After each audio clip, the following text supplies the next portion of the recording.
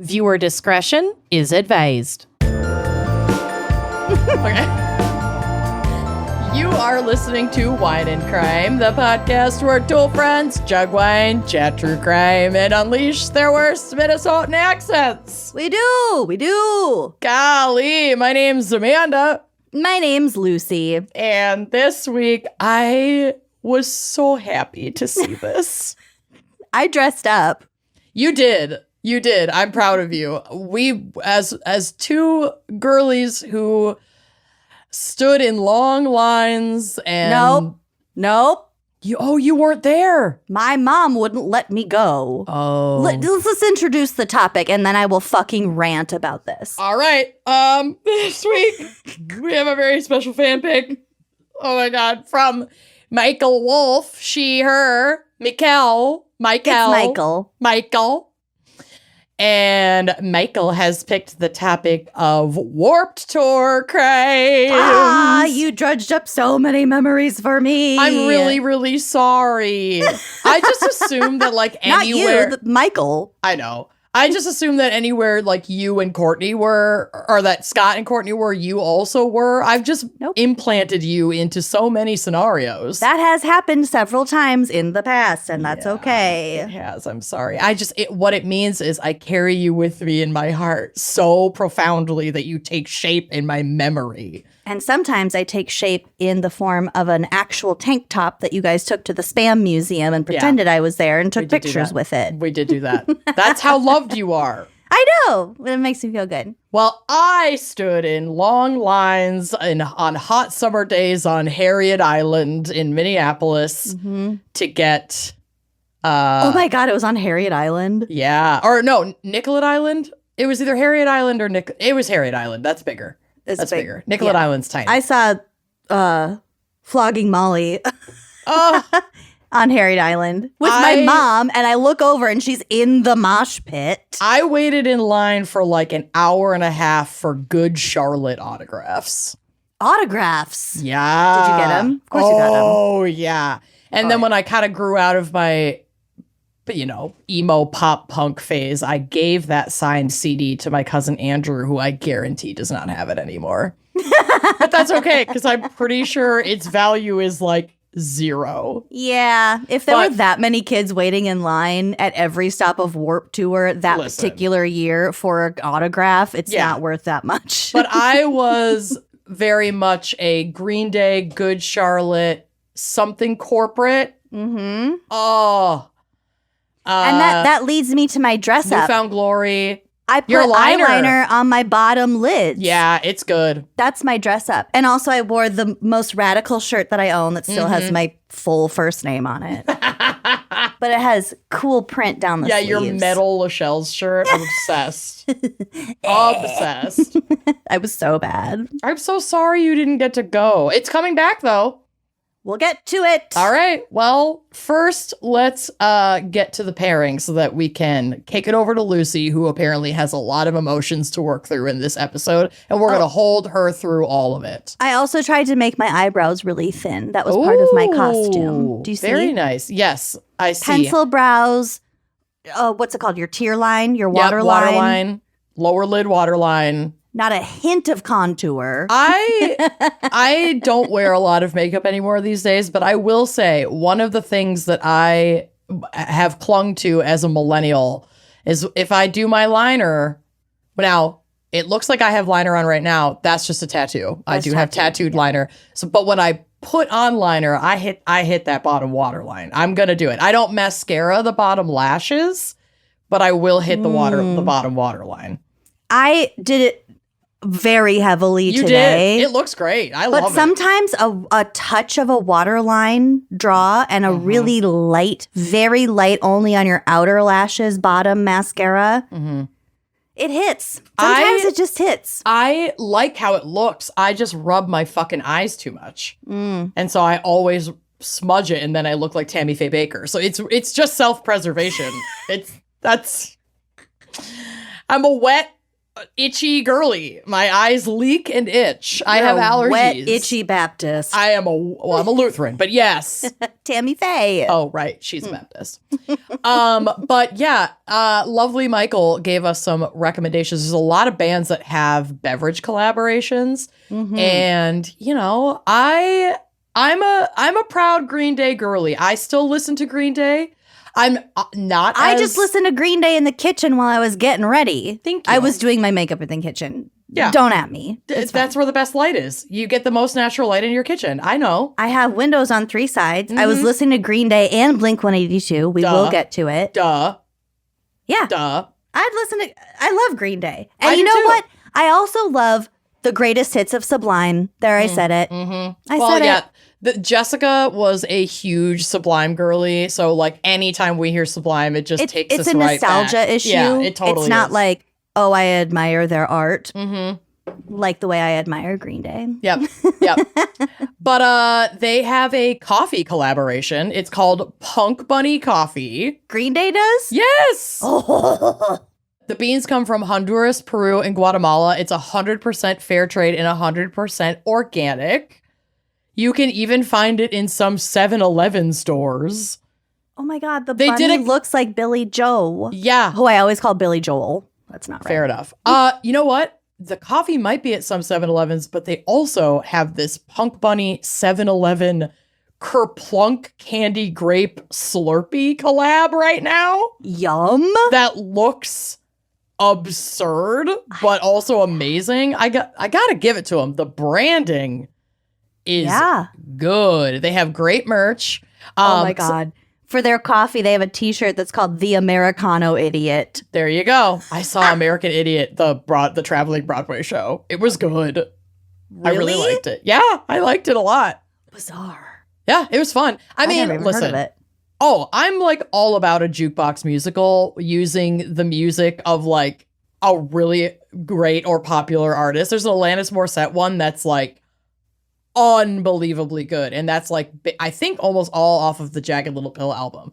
I wasn't even aware of this like genre. Oh, yeah. Jukebox musicals? Jukebox musicals. So like Jersey Boys Yes. is a jukebox musical. And like the ABBA Grease one. Yep. That Mamma Mia is a jukebox musical. Wow. Yeah, they're fucking great because it's like, I love them as a theater geek because I feel like it makes theater accessible to people who aren't typically theater nerds. So that like you too, as an ABBA fan, could go enjoy this show that has like a fun but loose plot, but you know all the music. It's like super fueled by ABBA. Exactly. Wow, cool. It's really fun. I'm a fan. And you know, I'm just doing a lot more non-alcoholic pairings. So for our coffee girlies in the coven, they have a lot to choose from. All kinds of different roasts. You can get, I think, light, dark, and medium roast. And the names of the coffees have really cute names. Father of all dark roasts, Sound Check, Light Club, Fancy Sauce. That's a limited edition.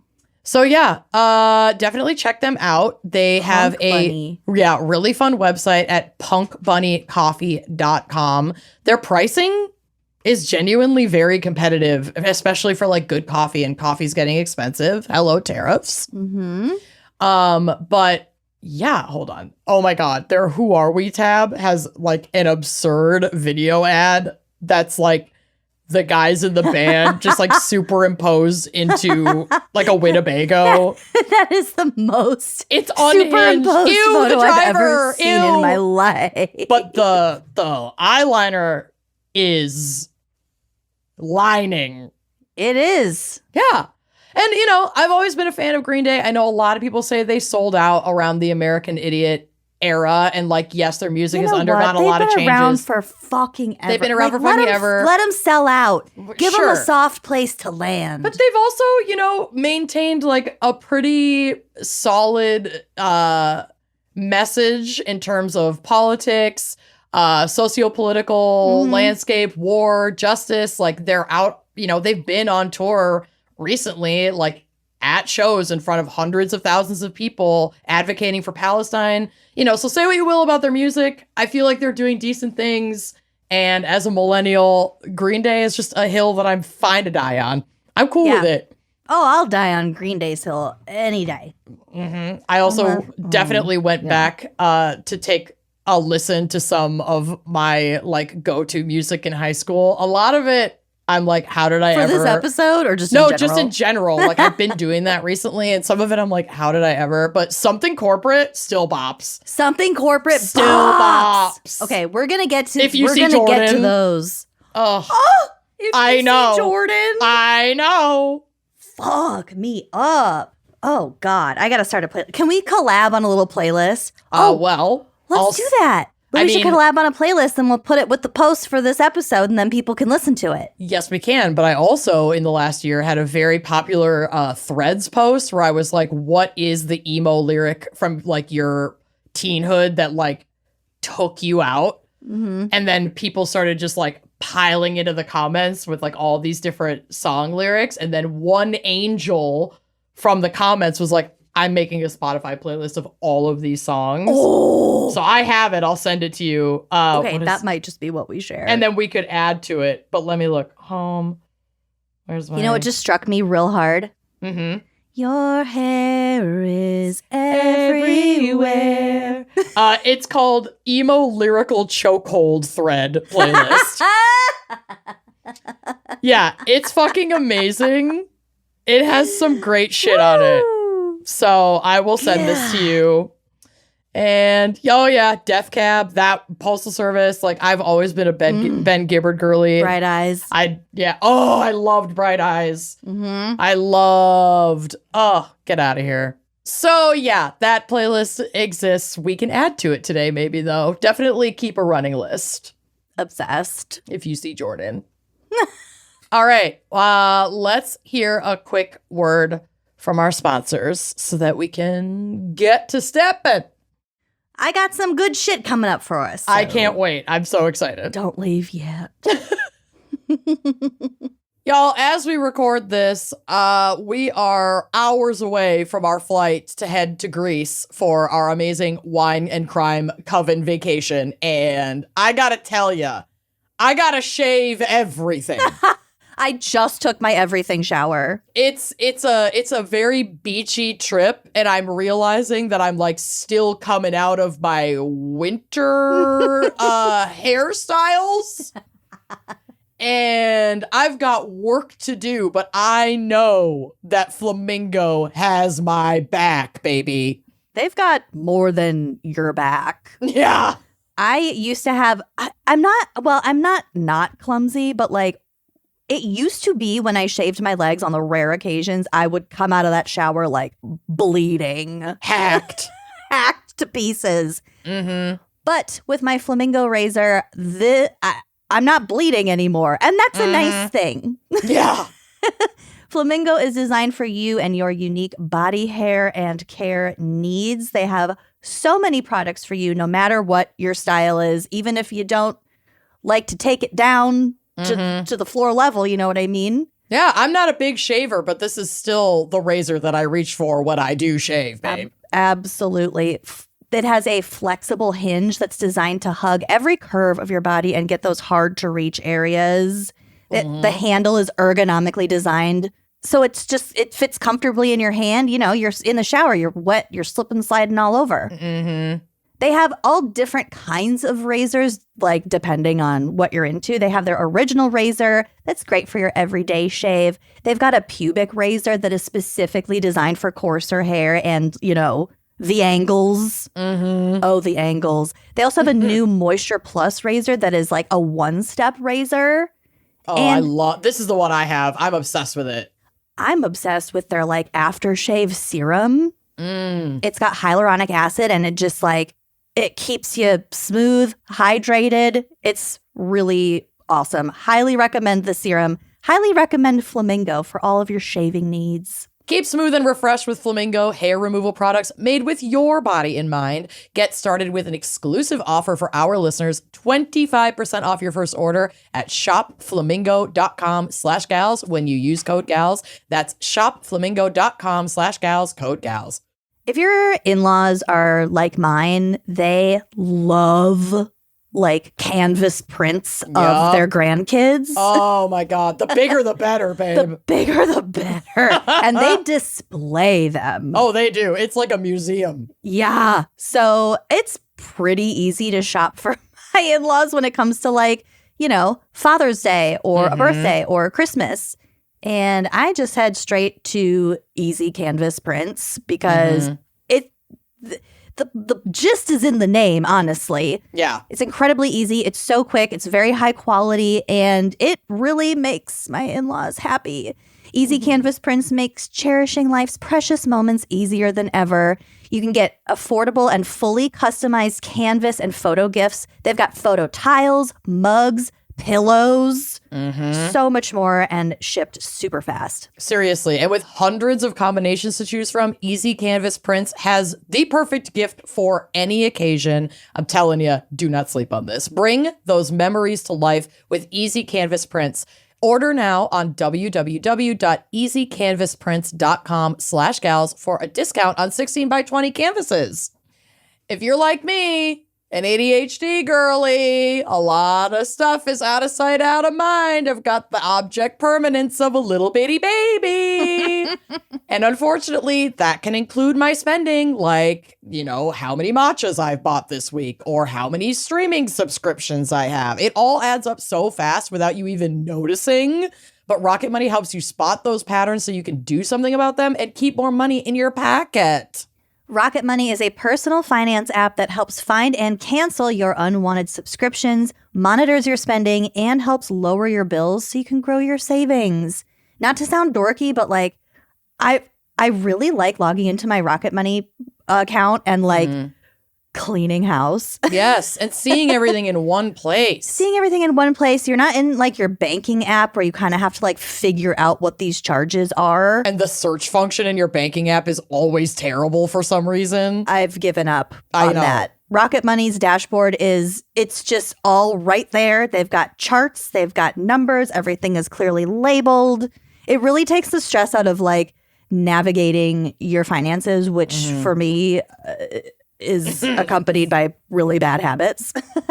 Yup. You can also easily create a personalized budget with custom categories to keep your spending on track. I need that.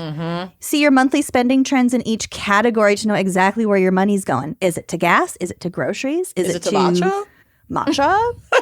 Yeah, it is. It is going to matcha. You also get alerts if your bills increase in price. So like if, you know, your monthly thing, your subscription goes up by a couple bucks, you can be like, you know what? I don't think it's really that worth it. No. It also alerts you if there's unusual spending activity, like if something's uncategorized and you want to like make sure that it is categorized correctly. Their new goals feature automatically saves money for you so you don't have to think about it. Help pay off bills, put away money for a house, or just build your savings. Rocket Money makes it easy. Rocket Money has over 5 million users and has saved a total of $500 million in canceled subscriptions, saving members up to $740 a year when they use all of the app's premium features. Baby, that's a plane ticket. Go on a trip.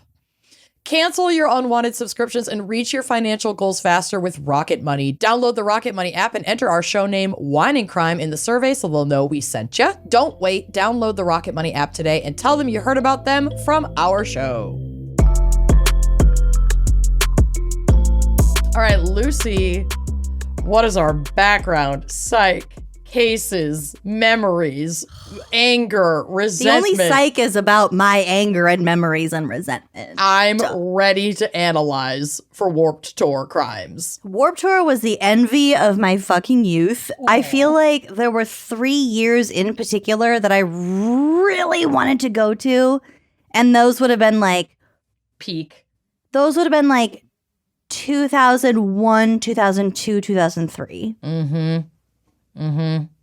And I was in high school. So we graduated high school in 2005. So this would have been like early high school. But that's kind of the prime time for Warped Tour. Michael went to Warped Tour in the womb. Who's in 1996. Michael? Oh, the Michael, fan the picker. fan picker. Jesus. She spells Who's her Michael? name differently. I get it. Who's Mikhail. Michael. Yeah, my parents would not let me go. So I will come back to like my dream Warped Tour visit. Do you know why your parents wouldn't let you go to Warped Tour, but we could go to Blink 182 in an equally massive space with a lot of people? Because my dad came with us. Oh. Remember? My dad was there. I totally blocked him out. Mm-hmm. Okay. Yep. We went to was it Green Day Blink 182? Yeah, I think so. Yeah, at the Target Center. Yeah, my dad was right next to us. Got it. Not in my mind. If you're not familiar with the Warped Tour, which is what its official name is. Okay. It was a touring rock music festival that toured the United States and Canada each summer from 1995 until 2019. Mm-hmm. And then it returned in it is returning in 2025 for its 30th anniversary. But I'm like, can you call it an anniversary if you just like skip the last 6 years? Yeah, I mean, COVID played its role, I'm sure. COVID played it, of course, yes. But I just think it's funny that they're like jumping in to capitalize on the 30-year. Yeah. They do have a huge audience, though. Hey. Yeah, so by 2015, it was the largest traveling music festival in the United States and the longest running touring music festival in North America. So it's a big deal. Yeah. They also like occasionally jumped over to like Europe, Japan, New Zealand, Australia. Like they stretched out a bit. It was typically an outdoor event, and it attracted about 750,000 people every year. Of course, that went up and down, but that's kind of the average. A lot of people attended. A lot of people. It was also like always held at the height of summer. Mm-hmm. It was hot. Hot. So it was conceived in 1995 by a large-scale event manager, a guy named Kevin Lyman. Okay. And also an entertainment guy named Ray Woodbury, in production with a short-lived skateboarding, snowboarding, music cultural publication called Warp Magazine. Oh, that makes sense. Because it felt, there was like a skate park. Essentially, these like bigwigs, these guys that had a lot of money, these white guys who had a lot of money were like, oh, let's capitalize on this sort of like punk subculture. We find this Warp magazine. We're like, this is kind of the vibe we're going for. We're going to create this whole big concert tour thing around it. Cool. It was intended to be an alternative third wave ska/skate punk festival. But it later became focused mostly on punk rock and metalcore and eventually diversified into like a bunch of different genres. We'll get to it, but it also sort of, the audience definitely started trending younger. Sure. Over time. The first tour began on June 21st, 1995 in Boise and ended on August 18th in Detroit.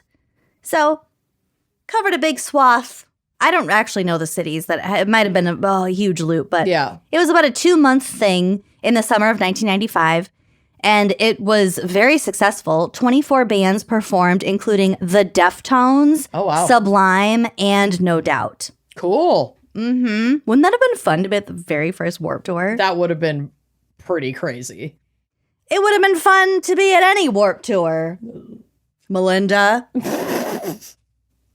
Vans became their big sponsor the following year, hence its full name, the Vans Warped Tour. And this was only after founder Kevin, turned down their first sponsor. Do you want to guess who their first sponsor would have been? Who? Taco Bell? Calvin Klein. Oh, man. Would have been a very different vibe. It would have been a very different vibe. It'd be Coachella, basically. Calvin Klein's Warped Tour. Can you imagine? He was like, you're not the right vibe for us. Not what we're going for.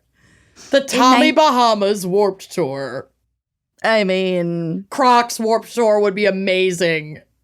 It's possible that that Warped Tour would have changed Calvin Klein to be a little bit more like subculture-y. Oh, maybe. Probably not, though, because Calvin Klein's also been around for a long time. But yeah. What in could 1999, the then unknown band Black Eyed Peas were the first group not categorized as punk to play. Of course it was the Black Eyed Peas that broke In into Warped Tour. 1999. That's wild. Fuck. Yeah. So like that obviously gave like Will.i.am kind of a breakthrough and Fergie and, you know. Mm-hmm. Some other bands that Warped Tour is given credit for kind of getting off the ground include Black Veil Brides, Avenged Sevenfold, Oh, Blink my 182. God. Yes. We'll get back to them. Sum 41, Limp Bizkit, My Chemical Romance, Fall Out Boy, Paramore, Machine Gun Kelly, Paramore. Bebe Rexha, I don't know that one. Katy Perry, Ooh. and Yellow Wolf. Okay. So the whole thing, it definitely started this way, but I think it sort of maintained its roots in being a little bit ragtaggy, especially because the whole operation was massive. Like, Yeah. you know, 40-some bands, and then they go like weekend to weekend all over the continent. So, Yeah, that's an undertaking. some bands would sign up to do like the setting up and tearing down and like all the stage stuff in Oh, to cut exchange crew for costs. being able to be on the tour. Yeah, that, I mean, makes sense. That's actually kind of clever.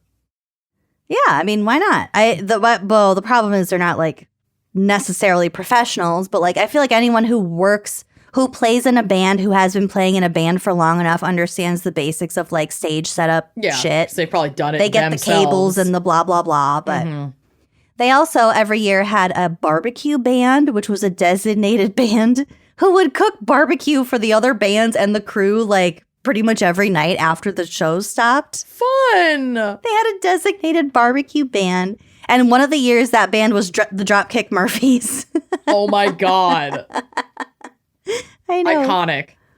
Musicians also gave free lessons to concert goers out of I think they called it the John Lennon bus. Oh. So it's just like, oh, we're just sharing music. Before I ever went, there had been like, I even remember going in like 2003 or whatever when I went and hearing stories from people who had gone about like, oh, you might get to meet so and so, or they come and they hang out. And it's like They come and they hang out in They like did. certain areas. they and- did, but like by the time we were going, that stuff was way more heavily monetized. I mean, I had to pay to get into the line for the Good Charlotte autographs. Really?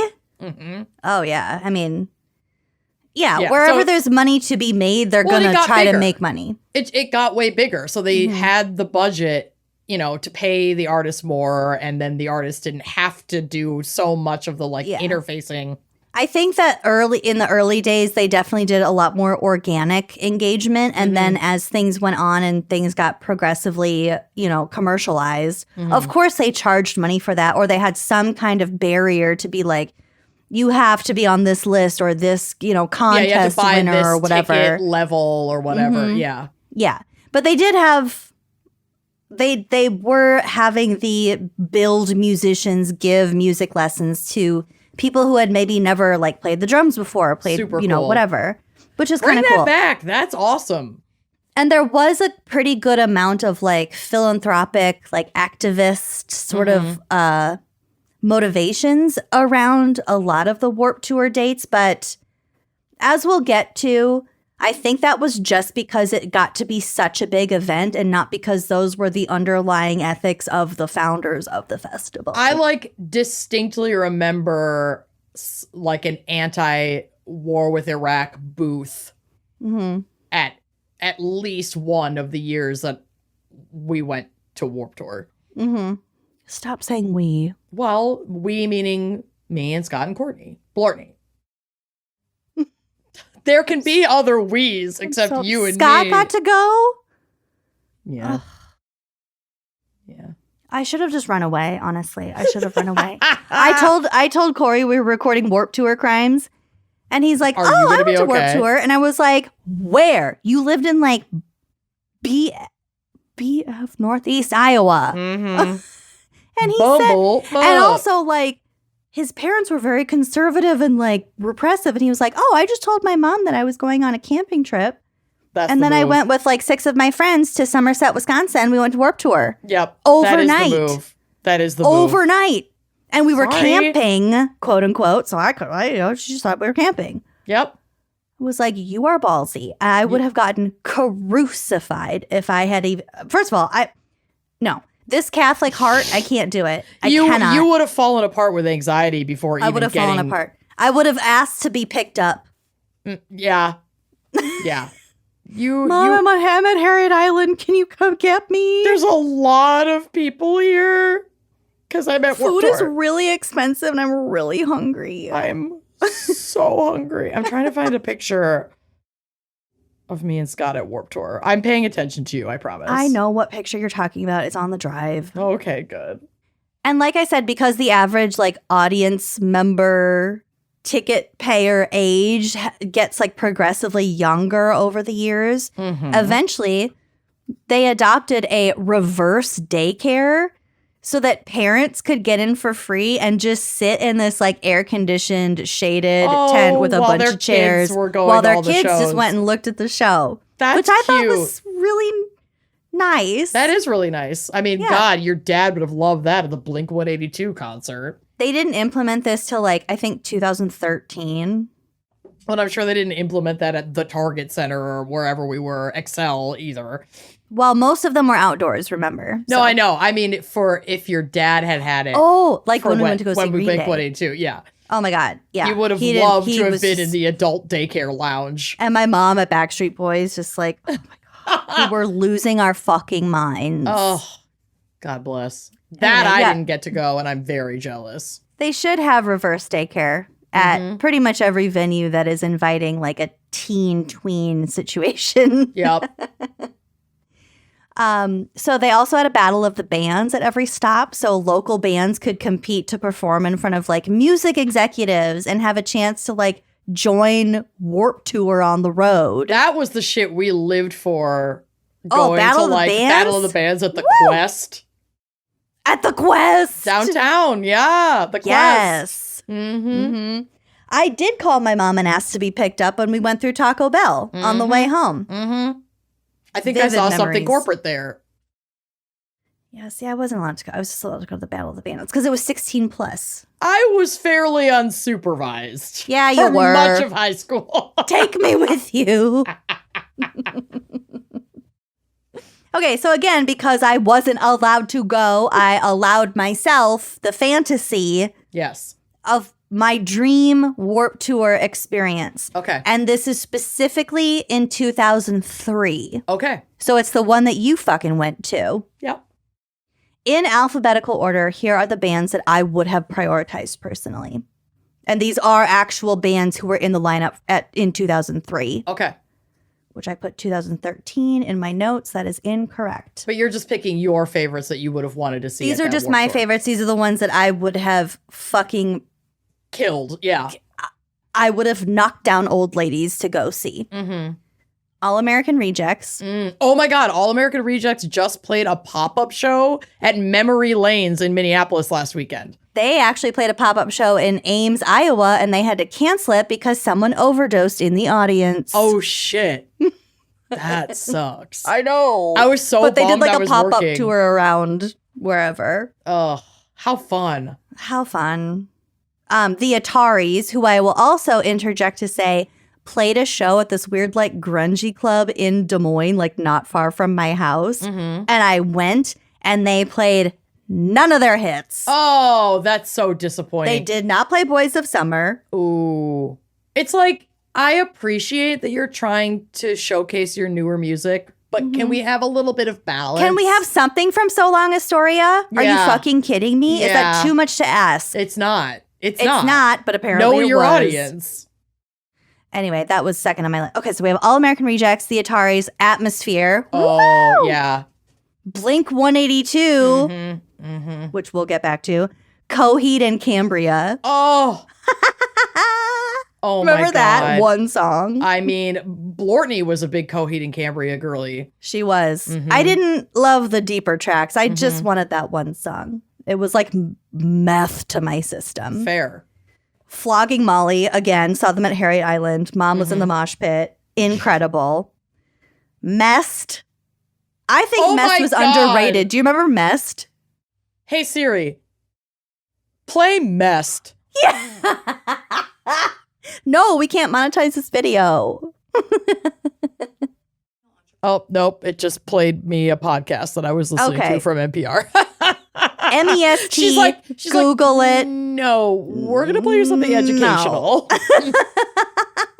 Thanks. I was obsessed with Mest. I got their CD at the Virgin Megastore in Chicago when I was on what an vacation with my family. experience. Mm-hmm. God, remember going to stores for CDs? CD store. It was so fun. It was. I can smell it. Oh, hearing the click of the plastic. Yep, with the crunchy plastic. Everything's wrapped in crunchy plastic. I miss it. Mm-hmm. I messed it. I messed it. Okay, also Simple Plan. Oh, yeah. Obviously. Something Corporate, obviously. Sum 41. Oh, yeah. You'd be insane to miss that. Yep. The Used. Oh, my God. All of these bands were in that 2003 lineup. Yep. It was so... And last but certainly not least, Yellow Card. Oh, my God. It was an overwhelming experience because it was like you wanted to be everywhere and there were like different size stages and then you'd have to miss a lot of other shows even just to get a good spot at the show that you wanted to go to. Yep. So like you had to go in with a schedule and I think I mostly wanted to be there for like Blink, something corporate for sure, who I saw multiple times in high school. I think most of the shows only had 2 stages, but you're still there all goddamn day. All goddamn day. And yeah, it's like people don't really go back and forth. And the stages, at least when I went, were not near each other. And then there were other small stages and pockets of areas where they were doing meet and greets. There's food, like it was a whole thing. Yep. So unless you're like wearing a diaper and packing peanuts in your pocket and camping in the exact same spot all day, you're moving around. You're going to miss stuff. Mm-hmm. But that would be my ideal date. Hell yeah. Warped Tour 2003 in Minneapolis. Those would have been my top, 10, 11. 100%. 100%. Okay, so next I have to touch on something that I can't. What? I can't quite wrap my head around, but I will say as soon as the topic of Warped Tour crimes came up, this was the first thing that came to my mind. Okay. And that is Blink 182's like lead singer, Tom DeLonge, his accent. I don't think I've ever given this any consideration. You're about to. Okay. Do you have a clip?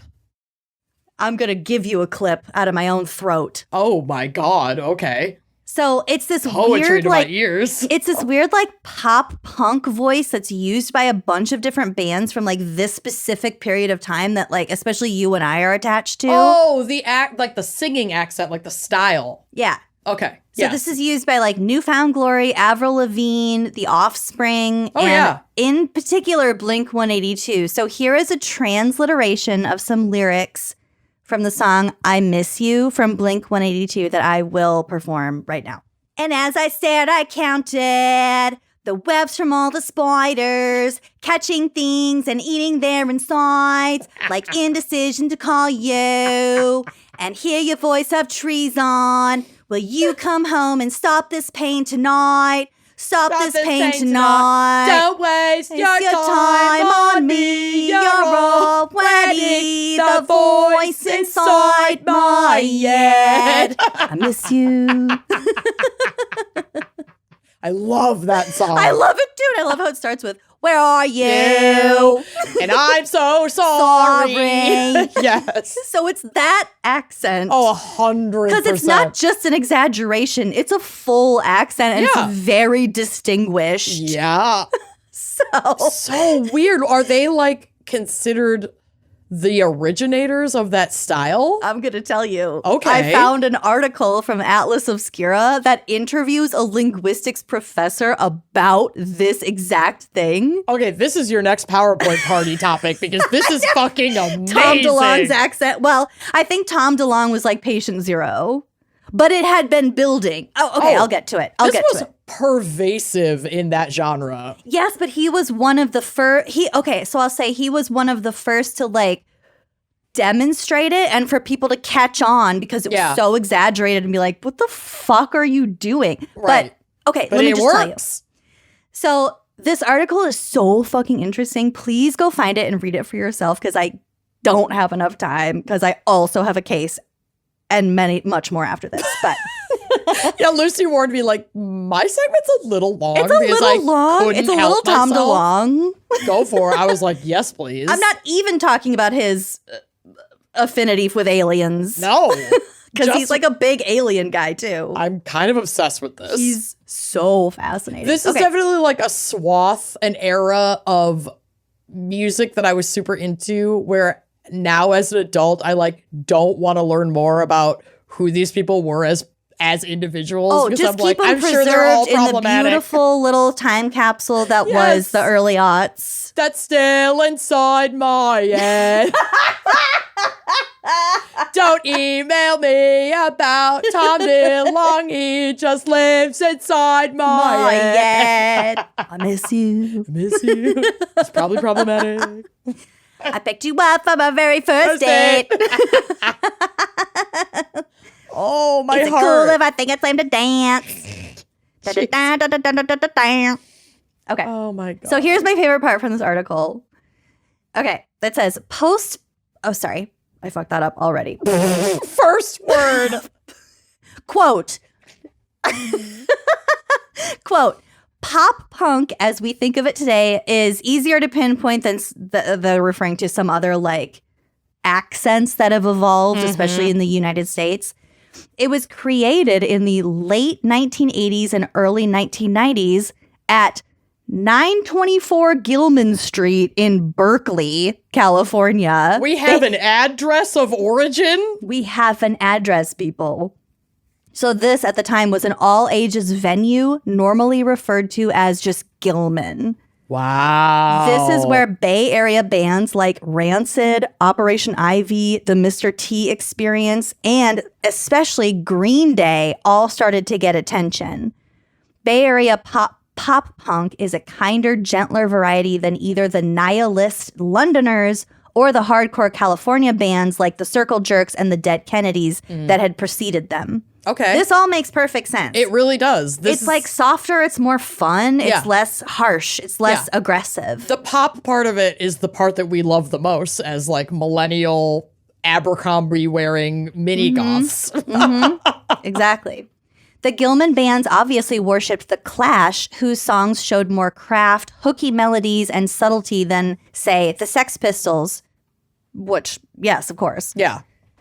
Some of the bands, like Rancid, were responsible for amping up the Clash's combination of punk and reggae into what's now called the third wave of ska music, which we will unfortunately get back to. Oh, no, wait, I already saw that. That was like that was one of the kind of genres ska that the Warped Tour was sort of based on, this third wave ska kind of punky pop stuff.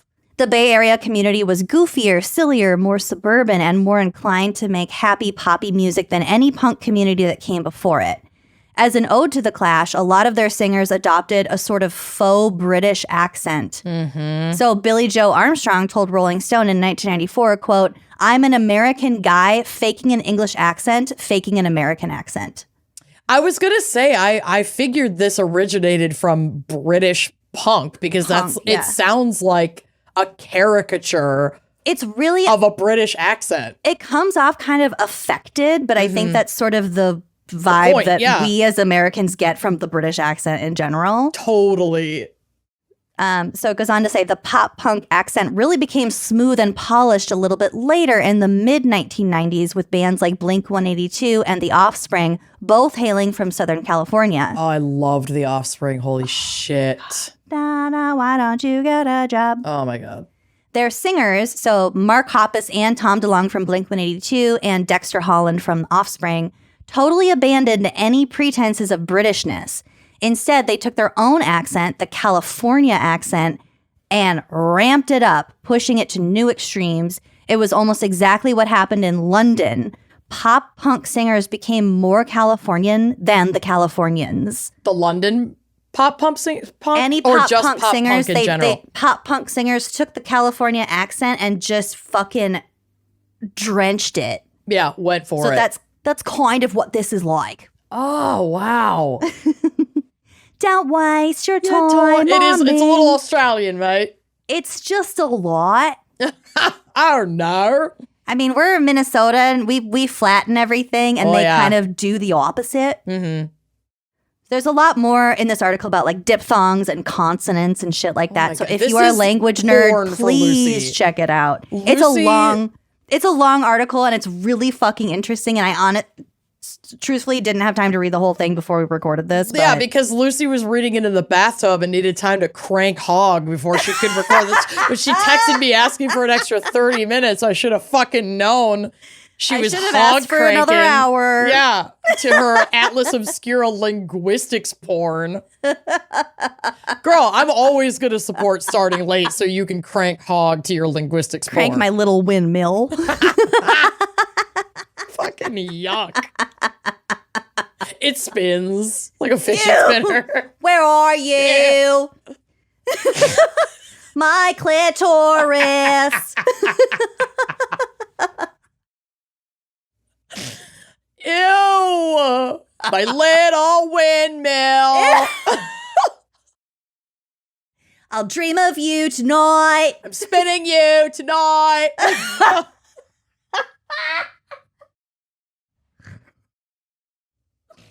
Ew! Okay. Now I have some controversies involving Warped Tour. There always are. Always. Yeah, trends toward the youth. It's a hotbed. Oh, of predatory we'll behavior. Fucking get to the predatory shit. And that's not just, we're not talking attendees either, like the bands. Babe. Yeah. Oh, babe. Okay. So this is actually, the first one is neither attendees nor bands. In 2016, the Virginia-based pro-life group called Rock for Life was announced as one of the 73 vendors / nonprofit, just like booths around the festival. No, thank you. That would be on the tour, the whole tour. The whole time. This is from Spin Magazine. Rock for Life markets itself as an organization that promotes human rights for all people, born and preborn. Oh, fuck you. I do have a picture on the drive of like their tank tops that says human rights for all. And it's like on the surface, it's like, yeah, of course. But then like the underlying message is preborn. Ew. No. Yuck. Hate it. It's a subsidiary of Students for Life, which is a nonprofit whose mission is stated in explicit terms on its homepage, stating, abolish abortion in our lifetime. Great. Photos posted to social media recently, this was several years ago, show Rock for Life representatives at Warped Tour selling t-shirts with pro-life and pro-adoption slogans and conducting a poll about when it's appropriate to have an abortion. So on its site, Rock for Life has pages dedicated to listing bands who support life and bands who advocate for abortion. Good that I know which ones I want to engage with. So they're taking this presupposed audience that they're getting from Warped Tour and, you know, supposedly directing them to their website to be like, these are the bands that share your same ideals and these are the ones who don't and are evil. Okay. Okay. So Kevin Lyman, the founder of the whole thing, he will be coming back, so remember his name. Great. Kevin Lyman defended this choice, pointing out that there are also booths for Planned Parenthood and NARAL pro-choice, and also that he himself is personally pro-choice. Quote, I grew up in punk rock in the 70s and 80s. We were okay with having people with conflicting views in the same room. If we don't allow people of varying opinions in the same space, we'll never fix the problems in this country. That's why I'm doing this. I mean, okay, it's No, this man is an apologist. He will come back. He's not it's great. centrist liberal bullshit. So there are some organizations that if it's actively harmful, it shouldn't be platformed. Period. Yep. So it's true that much of Rock for Life's merchandise and literature focuses on adoption as a humane alternative to abortion. I'm not saying adoption is wrong. No. But as an alternative to abortion, that's the stupidest argument, I think, in the whole space. Statistically doesn't work like that. Statistically doesn't we work. Know also, this. that's not how abortion works. Sure isn't. The majority of the time. Like, no. What do you do? Okay. However, in social media posts, the organization is unambiguous about its more extreme positions, such as advocating for the defunding of Planned Parenthood. So if you go to the drive, these will be on the blog. There's some pictures, screen grabs of tweets from this organization. So the first one is a guy holding 2 fistfuls of baby socks. Saying like, socking it to Planned Parenthood. We're going to defund Planned Parenthood, standing outside like the U.S. Capitol. Oh, yuck. He's got fistfuls of baby socks. No, that's not okay. It's so gross. Hate that. Another one is a graphic of a quote from Neil Gorsuch saying, human life is intrinsically valuable and intentional killing is always wrong. Okay. And then another graphic saying 98% of women will not enter a Planned Parenthood in a given year. Okay. What? I don't think I've been into a Planned Parenthood in probably 12 years. That doesn't mean that it's never been important and crucial to my healthcare. No, I mean, that was where I went for reproductive health care for the many years of my life that I did not have either any insurance or like state insurance that included gynecology. That's where I got my birth control. That's where I got my HPV vaccines. I've been there for testing. I've been there for birth control. Yep. I've been there for like blood draws and other health things. Like, especially if you're underinsured, it doesn't matter what demographic you fall into. Planned Parenthood is like, that's your first resort in a lot of cases. Healthcare. Are you fucking kidding me? Defund Planned Parenthood. These balled up fistfuls of baby socks. I fucking hate it. I can't. Okay, so the band Sorority Noise tweeted a photo of a Rock for Life pole that was like at a Warped Tour stop that was at their booth. Is that what this sign is? The vote That's here what the sign? Post-it note thing is. Ugh. So the sign itself, I think it says, it's like a vote. It's a poll for when a woman can seek an abortion. Is that what it says? No, it says, when should rights begin? Oh, when should rights begin? And Day then 1 through like week 42 is basically the list. And then people put like a Post-it note tag next to where they think rights should begin. So the band Sorority Noise tweeted this photo with the caption, "A woman's right to choose reduced to a sticky note collage at Warped Tour." Yeah, and you know, keep in mind, we're talking about this while a Black woman in Georgia who is brain dead is being kept alive on life support against her family's wishes. I didn't realize that was an actual scene in A Handmaid's Tale. Yeah, but I mean, this shit.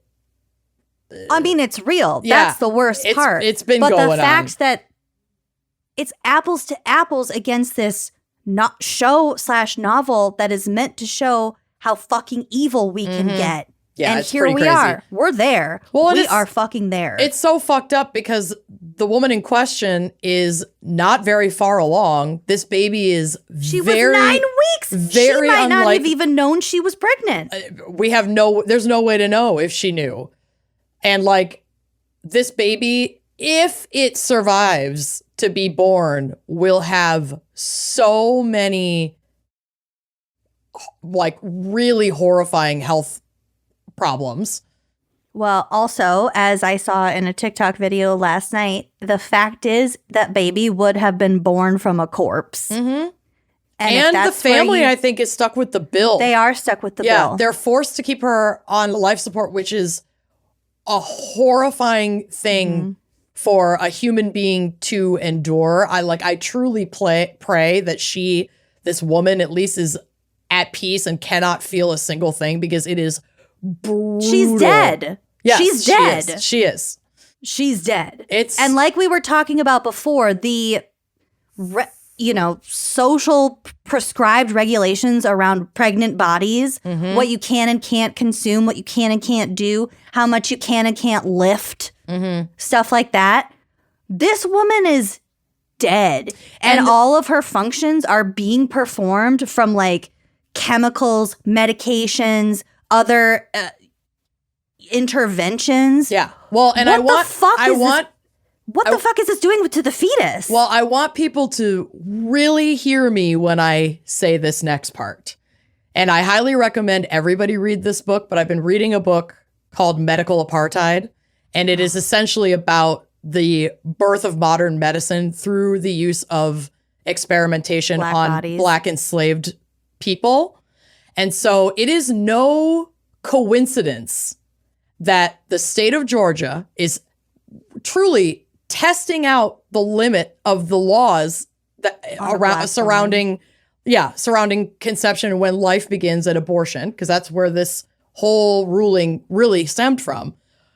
It is not a coincidence that this is a Black woman, and this is American history, medical American history. They are experimenting not only on the medical possibility of incubation of life after brain death, the government is testing how far the reach of those laws they've passed can go, and they're specifically testing those things on a Black woman, like we used to do, during chattel slavery. Like, this is very aligned and very intentional. Which was like fucking yesterday. Yep. In the scheme of things. And so they test these things out on oppressed populations, and then it all reaches all of us at some point. So we have to be very fucking concerned about this. And this is a new thing in terms of what technology we have available, but in terms of the concept of specifically a Black woman's body being used for medical discovery, that is very much by the American playbook. Always fucking has been. Yeah. And it's super fucked up. And more people should be absolutely losing their fucking minds about this. It's really, anyway, Warped really Tour. Fucked. Sorry, not sorry. Well, to extrapolate a little bit, this isn't the first or only time Warped Tour has been accused of not being terribly friendly to women. I mean, I think massive music festivals in general aren't terribly safe for women. No. Or femme people.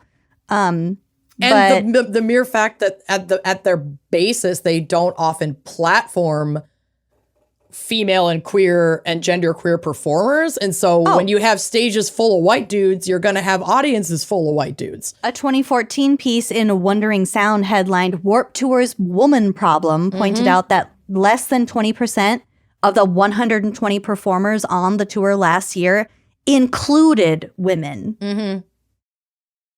And I think another example would be, was it that Hulu documentary? There was a documentary about the Woodstock 99. Oh, and I didn't see this. Show it was. Oh, girl, you got to watch it. Okay. I remember watching Woodstock 99 because they had it on like VH1 and I was like, oh, my favorite band. But then I was also 12 years old. Right. So I wasn't really kept keeping up on the nuances. No.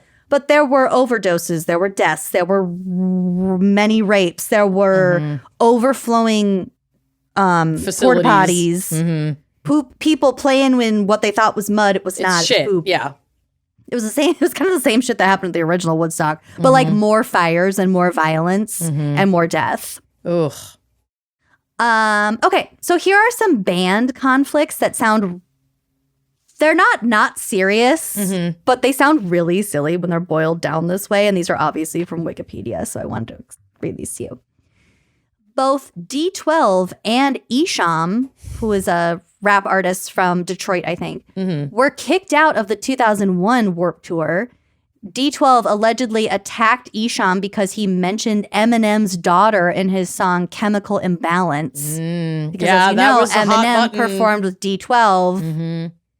His daughter was very off limits, as she should have been, rightly so. Then the entry ends with, Eminem was not present during the incident. It was Eminem just his declined to friends sticking up comment. for him. Yeah. The band Guttermouth was supposedly removed from the Warped Tour 2004 for insulting Simple Plan. Ooh. Don't No insult beef Simple allowed. Plan. The band later stated that they left on their own because, quote, We weren't 10 kidding. or I'm not fired. I quit. because, quote, 10 or so unnamed bands didn't jive with Guttermouth's way of doing business, and in some cases threatened them with violence. Okay. If 10 or so bands are coming at you, you're Maybe probably you're the problem. Yeah. Guttermouth. Justice for Guttermouth. Nah, probably not, though. Probably not. I'm fine. Okay, this one's not funny, but it is boiled down in like a absurd way. The band Slaves was kicked off the tour in 2015 after lead singer Johnny Craig sexually assaulted and harassed a female merchandise table worker. He harassed the merch girl. Oh. Jesus. I mean, that's a cardinal sin. It is. I mean, don't harass fucking anyone. Well, but Beans. leave the merch Don't kids harass me. alone. But My God. hands off the merch people. Yeah. The band Islander was kicked off the tour after Marky Carvajal jumped into a backline drum kit on stage and damaged it during their live set in Denver on July 1st, 2018. Hey, don't fuck with the gear. Don't fuck with the gear. Yeah, they were fully kicked off because one of their members leapt into the drum kit. Well, and I think on a lot of these like multi-show band setups, sometimes they do share some instruments. yeah. Like a massive drum kit might not get broken down for their each own band. drum kit. Yeah. Because then they probably wouldn't have been kicked cared. out. It's like you're fucking with gear that a lot of people are using that day, you dicks. Yeah. Like, smash your own guitar if you want to be an asshole and do shit like that. But especially with a drum kit, they can't break that down and set it back up and like tune it and everything for every single band. Mm-hmm. So there are occasional deaths at Warped Tour shows, primarily. Okay, I couldn't find a lot of like hard and fast information as far as like cause of death. Just because I think that's not like widely reported. No, but probably a lot of drug and alcohol related stuff, and then like heat exhaustion, it's dehydration. Actually from what I found, is primarily from dehydration or pre-existing medical issues. Because you're really out. It's in the summer. It's outside. You're in the heat all day. Like the band areas, like the crowd is not in shade.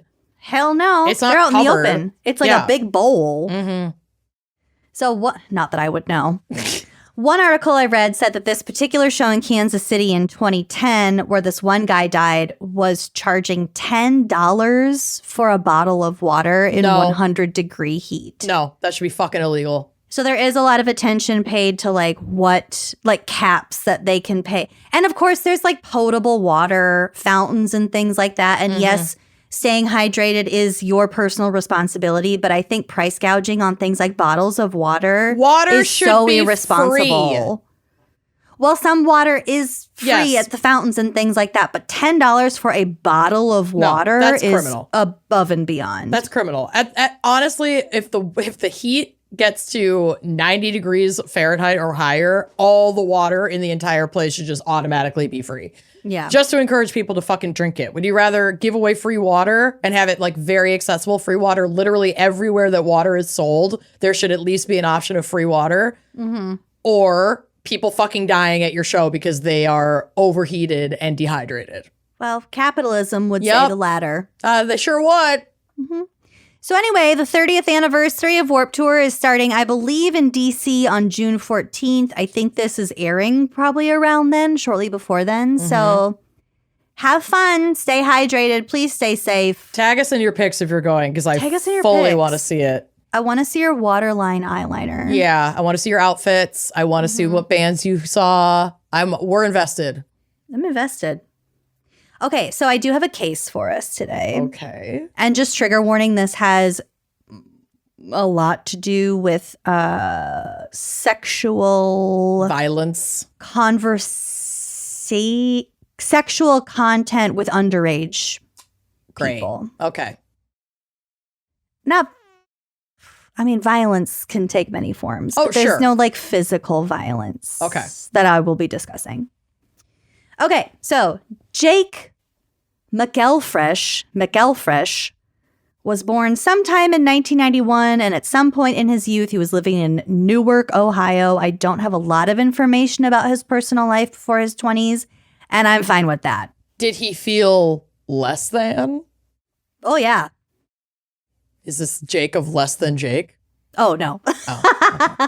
This is Jake of Front Porch Step. Oh, Lord. Okay.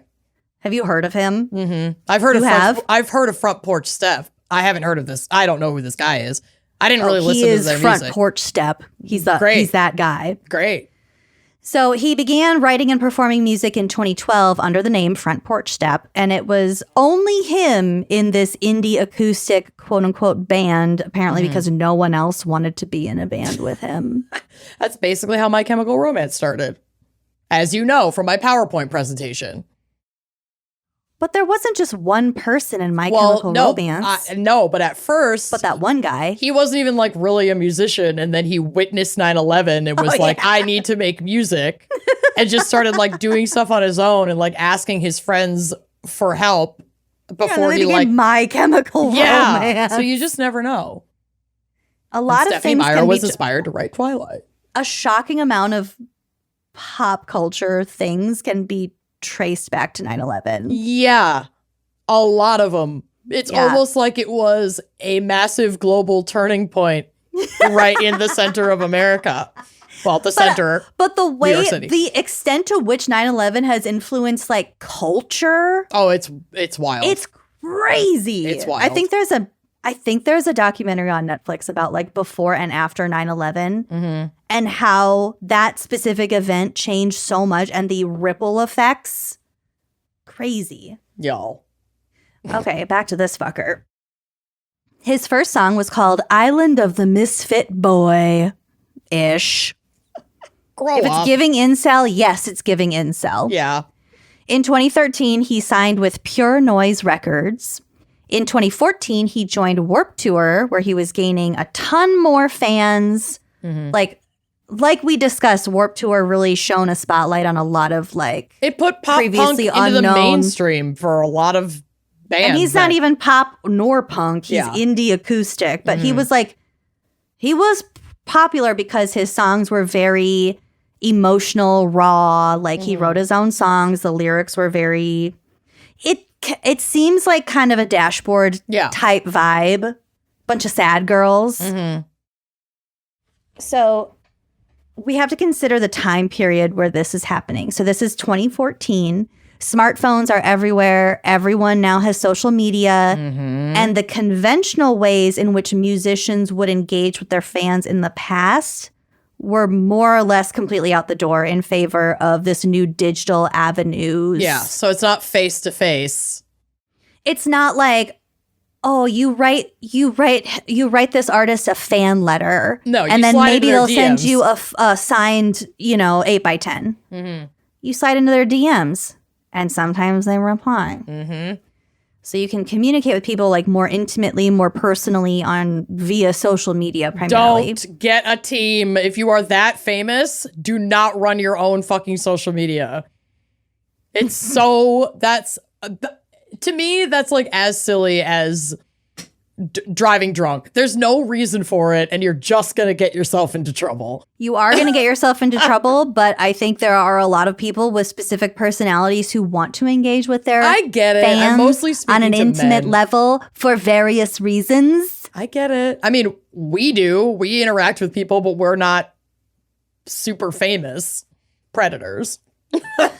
If you We're are under the super, radar if you are a predators. super famous predator, that's exactly where you're going to want to be. Yep.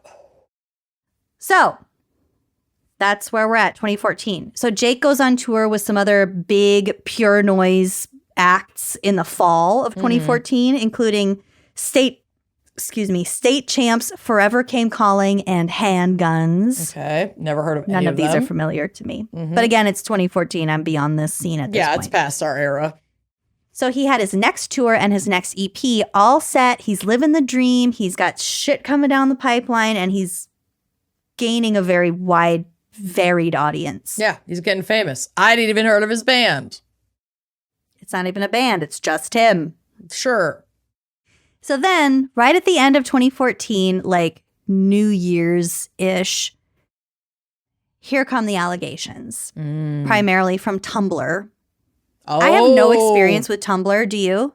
I don't have direct experience with Tumblr, but Tumblr is a powerful social media platform. It seems like that's where kind of all of the initial like social justice stuff sort of stemmed from. It does definitely a lot of like activism on Tumblr. Because they're out here fucking spilling all the tea. But like especially fandom interaction is really, really prevalent on Tumblr. And so like if a fan has a bad interaction, you're probably going to hear about it first on Tumblr. Yeah. Okay, so this is from a January 2015 New York Times article. So this is right after all this stuff started coming out.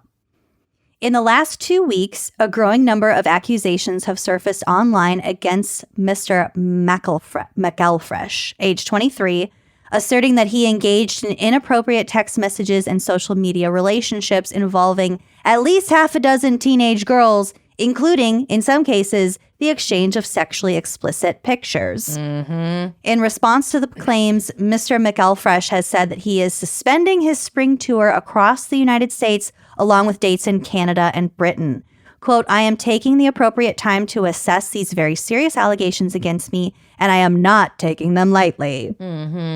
Until I can do that in a complete manner with all the information I have at my disposal, I will not be continuing with any current touring activities for the time being.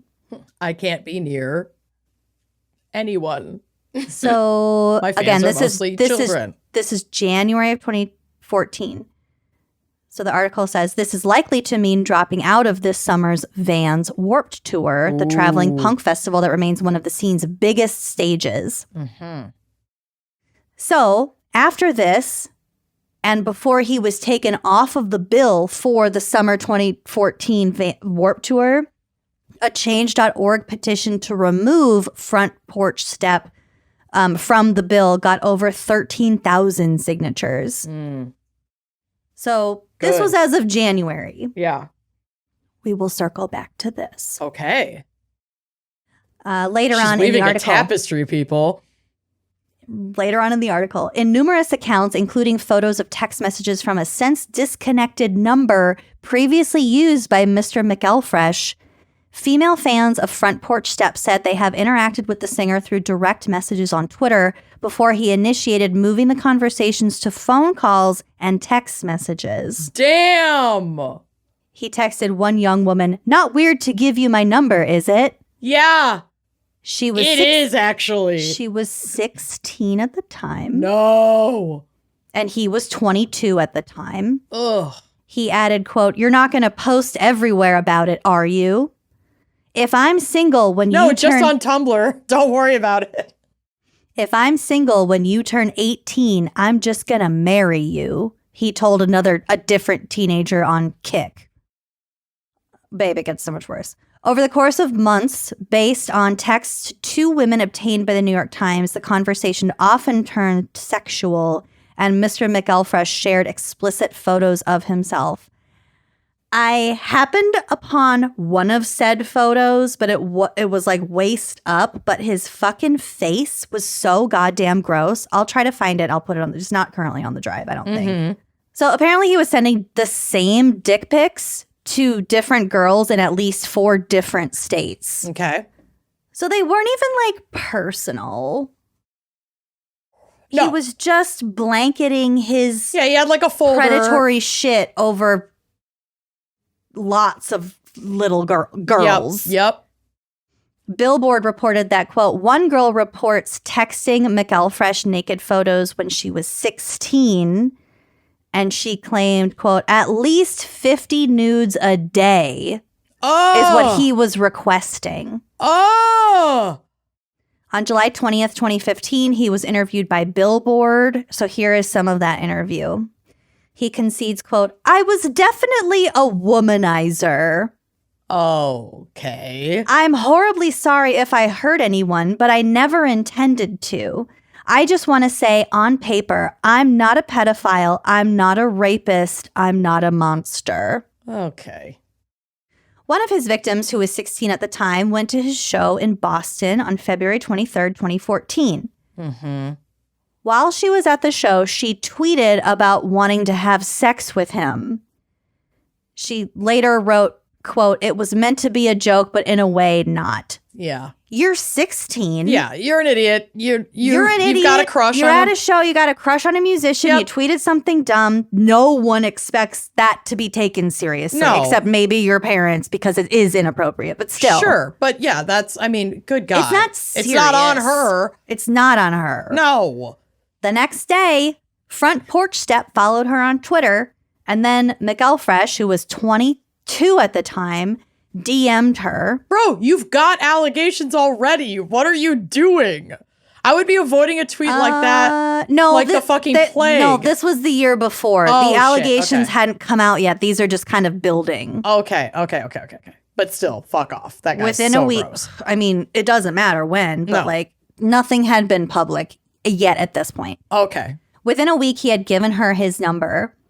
You're not going to post it everywhere, are you? Haha. No, don't worry, she reassured him. But by the next day, he had already become rueful about her age, typing at 3 a.m., "You are too young for me."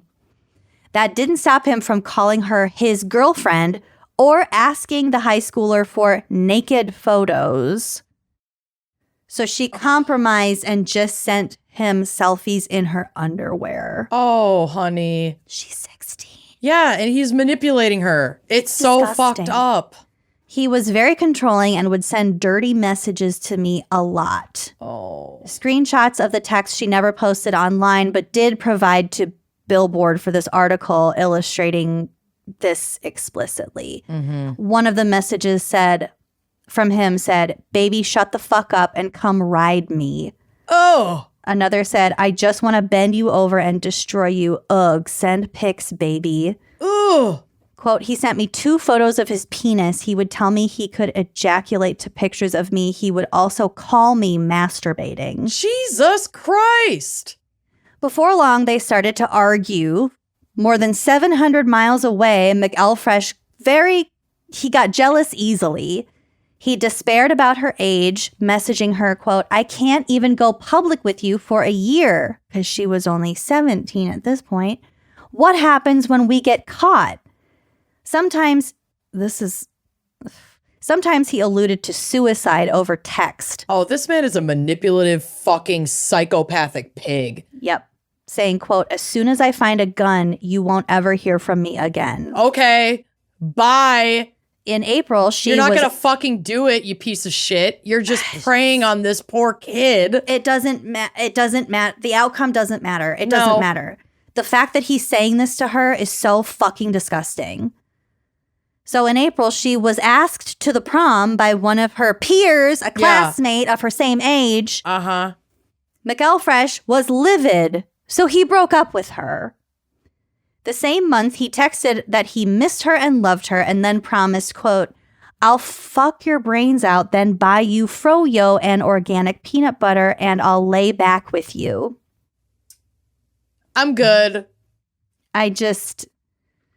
Okay. So later, when in the interview, he doesn't deny his relationship with this child. Girl, yeah.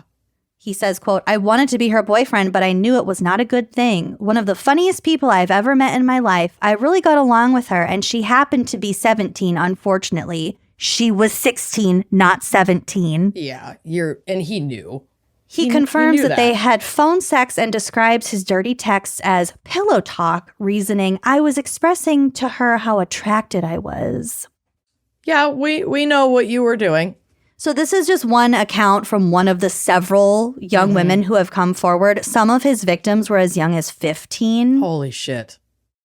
I don't know if there were any younger than that, but at least anyone who's come forward, the youngest of several of whom were 15. That's so sad. In October 2014, he was living with his 21-year-old girlfriend and his mother in Ohio when apparently he started acting weird. So his girlfriend went through his phone only to find all of these photos and messages, including a new one that talked about how he was planning on meeting 2 teenage girls in a hotel room.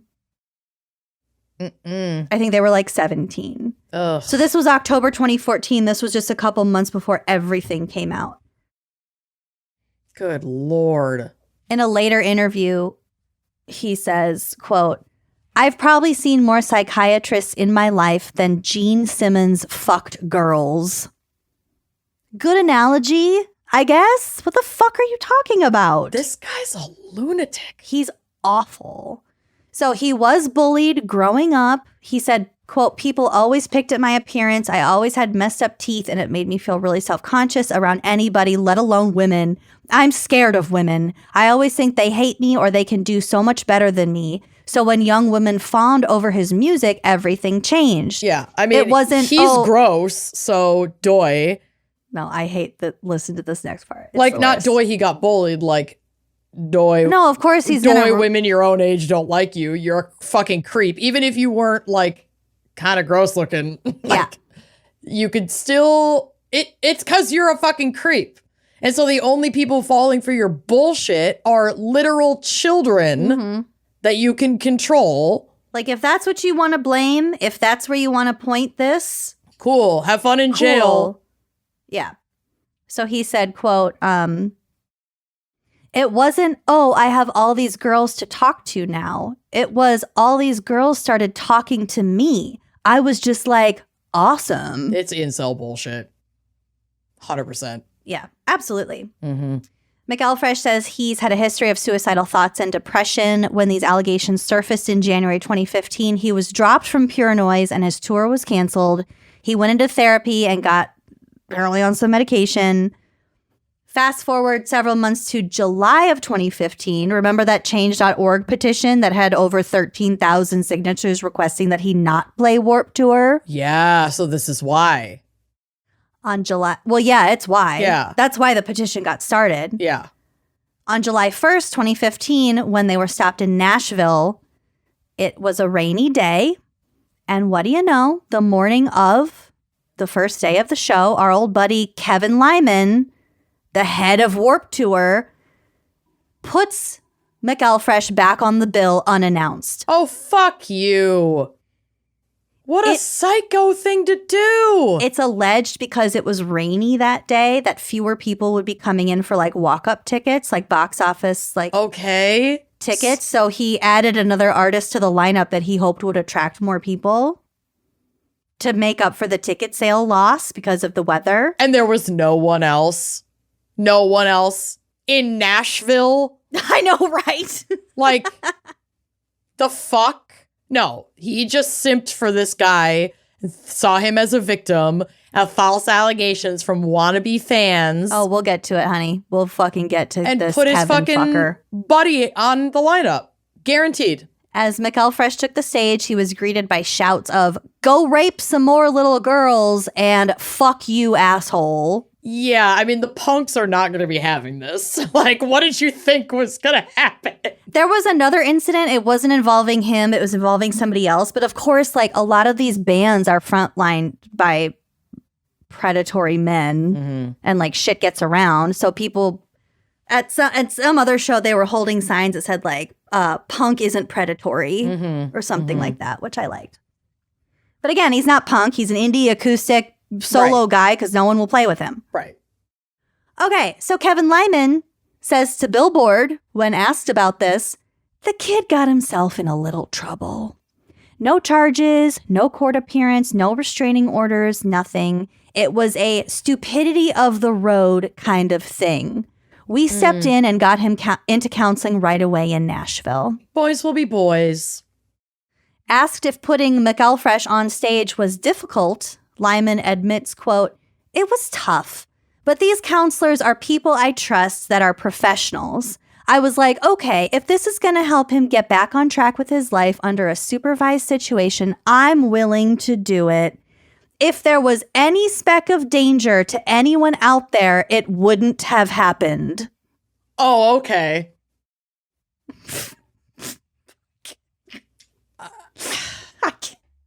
What a piece of shit. If there was any speck of danger to anyone, I would never have done this. This guy still having a phone is more than a speck of danger. He shouldn't be allowed to have a fucking phone. This man is currently on Cameo.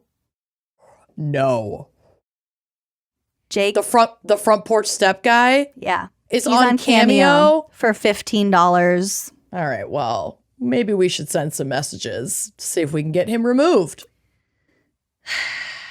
I mean, there's a lot of really problematic people on Cameo. There definitely are. But like, just FYI to you guys listening, he's on Cameo. Mm-hmm.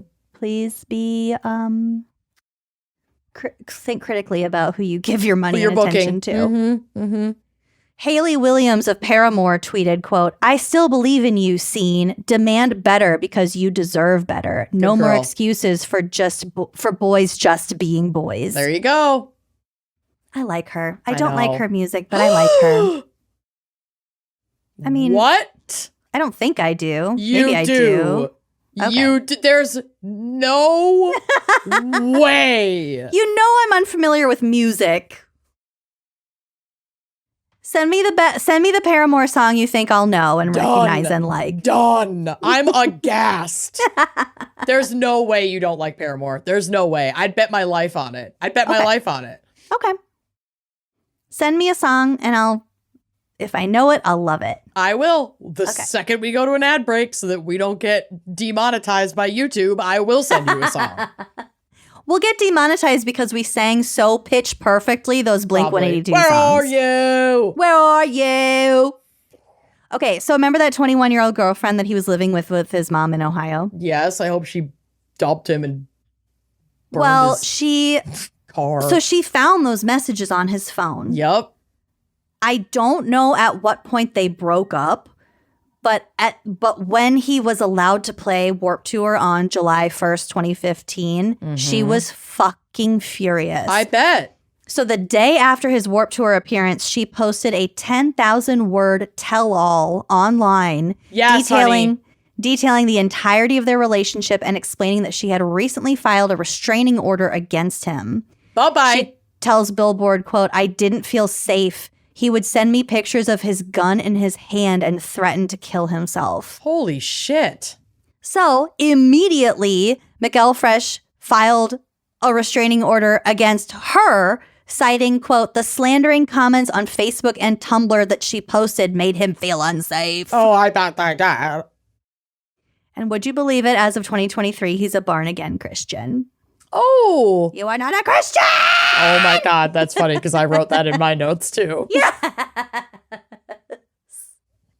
Holy shit. Okay, so that's my case. That's my background for Warped Tour. And I hope you enjoyed it. And we're so sorry. Oh, my cat is just up in the egress window of my basement now. Beans.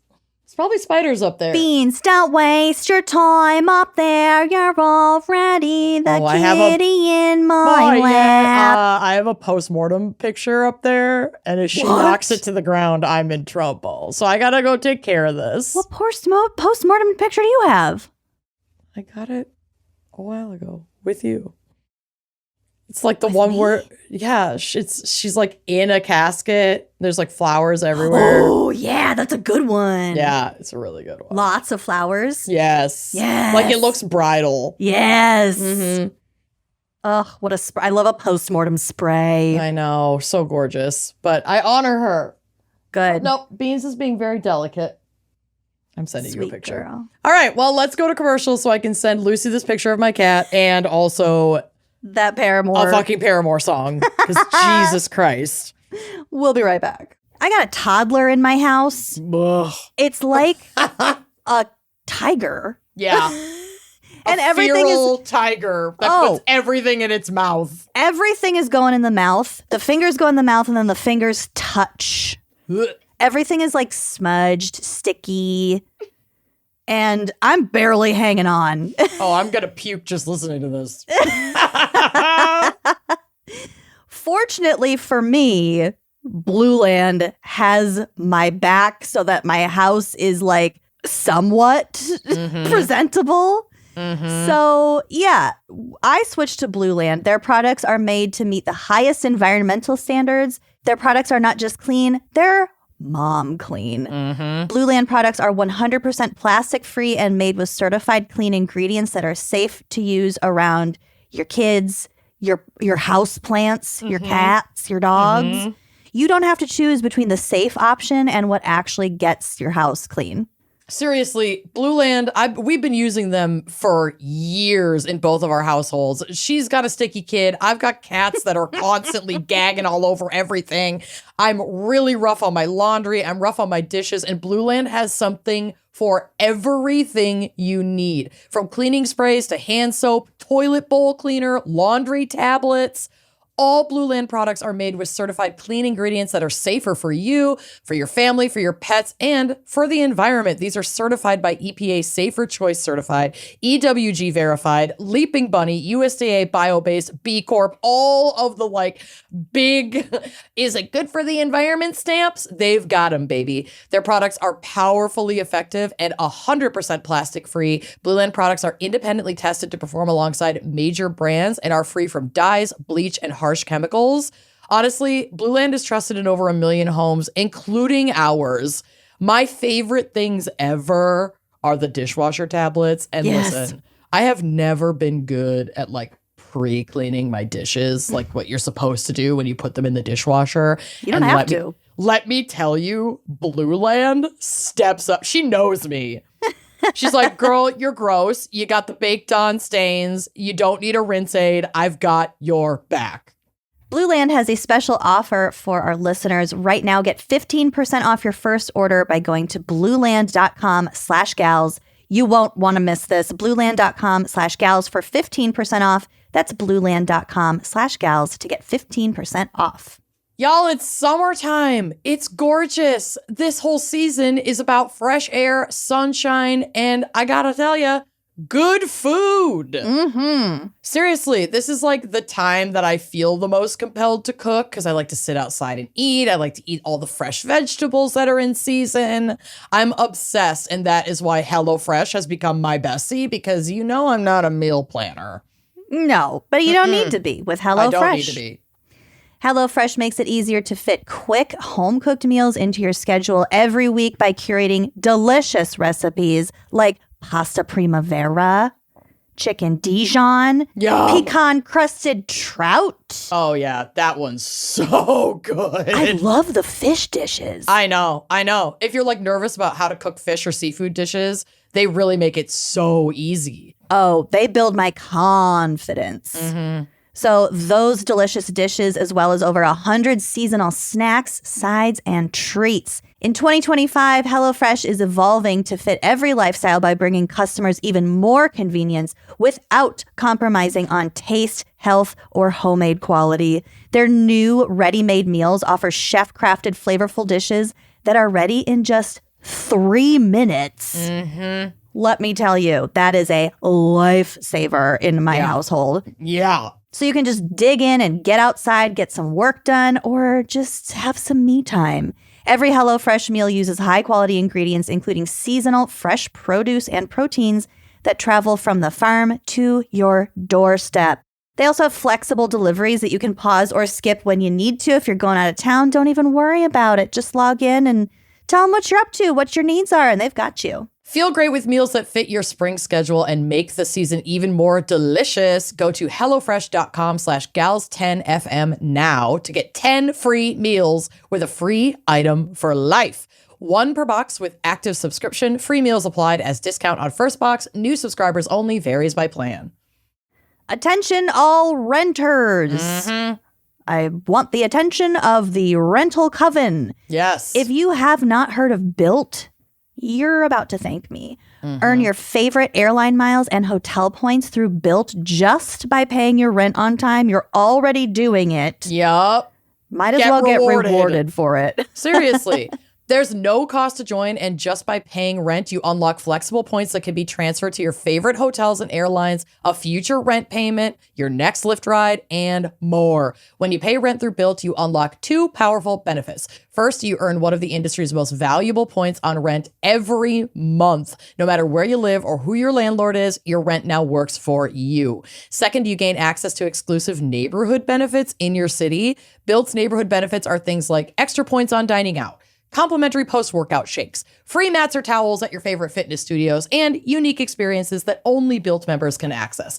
And when you're ready to travel, Built points can be converted to your favorite miles and hotel points around the world, meaning your rent can literally take you places. So if you're not earning points on rent, my question is, what are you waiting for? Start paying rent through Built and take advantage of your neighborhood benefits by going to joinbuilt.com/gals. That's joinbilt.com/gals. Make sure to use our URL so they know we sent ya. Joinbuilt.com/gals to sign up for Built today. No. Can confirm Lucy does like Paramore, so everybody calm down. She just had one brief senior moment, and this has been corrected. There's Alvin music would be so furious with you. There's music that I hear that I like, and then there are names of bands and songs that I associate with. And if there's no association, it's just not there. I get it. Mm-hmm. You love Paramore. Okay. My case was one of the recommended cases by Micah. So I was not... I do not know this band. I've heard of it, but I never listened to it. And I thought about going and trying to find some of their songs, but I didn't want to give them any plays on anything, so I didn't. Okay. And I'm fine with that because it doesn't sound like it would have been my cup of tea. Okay. So I'm talking today about Tim Lambesis, who is best known as the founding member, lead vocalist, and the sole continuous member of the metalcore band As I Lay Dying. Oh, I've heard of that band. Yes, many have. Couldn't tell you a goddamn song. Couldn't pick them out of an audio lineup. No, absolutely not. No. Formed I'm okay in with that. San Diego in 2000. That's where Tom DeLonge is from. There you go. Tom DeLonge. Tom. The band had released 6 albums before Lambesis' arrest, which we'll get to, obviously. Oh, Jesus. Their 2007 album, An Ocean Between Us, reached number 8 on the Billboard charts and number 1 on the top rock chart, with a single from it, Nothing Left, earning a Grammy nomination for top metal performance. Now, I was only ever a little baby metalhead. I was not really a metal or metalcore person, and they didn't get popular. I mean, popular enough in our era of being into the Warped Tour shit until we were already kind of grown out of it. Over it. So I'm not surprised that I'm I know the name of the band, but I don't, like you said, I could not pick a song out of their lineup. We're a little bit old manny about it. Yeah, very much so. Sounds very emotional. Uh-huh. Yeah. Lambesis is also involved in other projects, including a solo thrash metal project called Austrian Death Machine, which pays tribute to Arnold Schwarzenegger. There's a picture of one of their Christmas album arts on the drive. What the fuck? They have a Christmas album? I guess. I don't know. That is a solo project if I've ever seen one. Big time. A very brutal Christmas. Mm-hmm. And he also had a death metal band called Pyrithion. But As I Lay Dying was definitely his most successful project, despite being borderline Christian rock. So this there's is all not over the place. It's all over the place. So it's not I didn't see anything that flat out called it Christian rock, and I don't even think that Lambesis flat out called it Christian rock, but it's definitely Christian, quote, inspired. He would say that in his own admission in interviews. That his music was very Christian death metal is seems kind of antithetical, but whatever. Well, that's why Art I is wrote, art. she's not a Christian! She is not a Christian. However, Lambus's life took a dark turn that brought him from the stage to the courtroom. Oh. Big bad boy. In May of 2013, he was arrested in Oceanside, California. And what is the charge, you ask? Well, don't you know it's attempting to hire someone to murder his estranged wife, Megan Murphy. I was just going to guess that. Mm-hmm. Oh, no. So Megan had filed for divorce in September of 2012, citing changes in his behavior and alleged concerns about his obsession with bodybuilding and excessive spending on tattoos, which, like, oops, called out. Well, in tandem, it's not a great look. I feel like it's not. Yeah. Also, like, If you're spending so much what on, scary big death thrash metal guy needs to hire someone to kill his wife? I mean, blew it. As well as being, quote, dangerously distracted while watching their children and taking last minute trips to see an extramarital girlfriend. So he's cheating. God. He's not a great dad. He's spending way too much money on tattoos. He's constantly in the gym getting fucking ripped up. I don't like that. And it is crazy. Like, you can see pictures of him from like 2010 when he was just like out on tour with the band, and he just looks like a kind of a skinny metal guy. And then he gets into his fucking Schwarzenegger era and he's just massive. Like, he definitely packed on some muscle tone. He looks pretty jacked in all of these pictures. Oh, he's jacked, all right. So Megan, so she filed for divorce, and she also restricted his visits with their 3 adopted children after their separation. So, like, I'm sure he was feeling like he was losing everything, but in typical powerful white man fashion, he made his wife the villain instead of, I don't know, working on his own behaviors that got him into this mess in the first place. Of course. Bitch, go to therapy.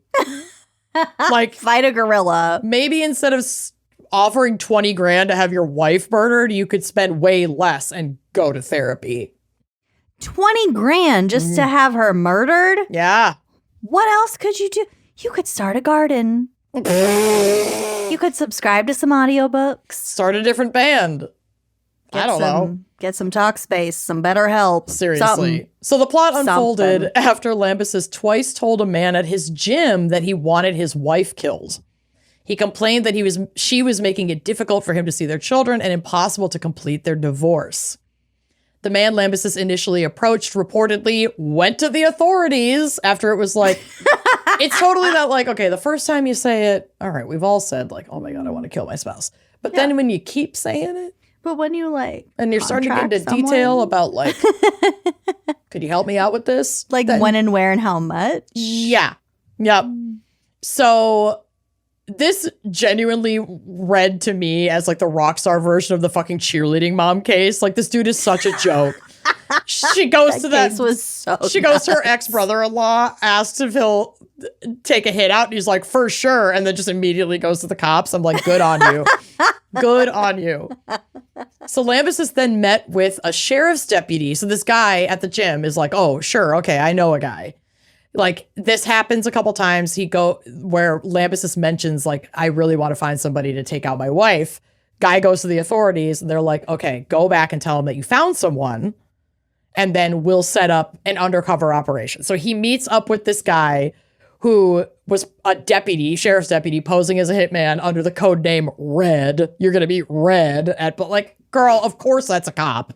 Get a better Miranda code rights name. will be red. Yeah, you'll be red to filth. The undercover agent, San Diego County Sheriff's Officer Howard Bradley, testified that Lambus met him at an Oceanside bookshop in May and stated he wanted his wife, quote, gone. Bradley asked Lambus directly if he wanted his wife killed, and the singer replied, quote, yes, I do. Lambus provided the undercover agent with an envelope containing an initial $1,000 for, quote, expenses, as well as pictures of his wife, her address in Encinitas, California, and the front door security code to her home. God, that's so freaky. Oh, it's horrifying. Oh. He also instructed the agent to kill his wife while he, Lambus, was with their children, planning to use this as his alibi. and then agreed to pay $20,000 total for the hit. And then he was What a arrested. bargain, honestly. You Yep. have to pay, honestly, for a legit hit job, if you're not paying $100,000 minimum, it's a con. it's a cop. / you have no right.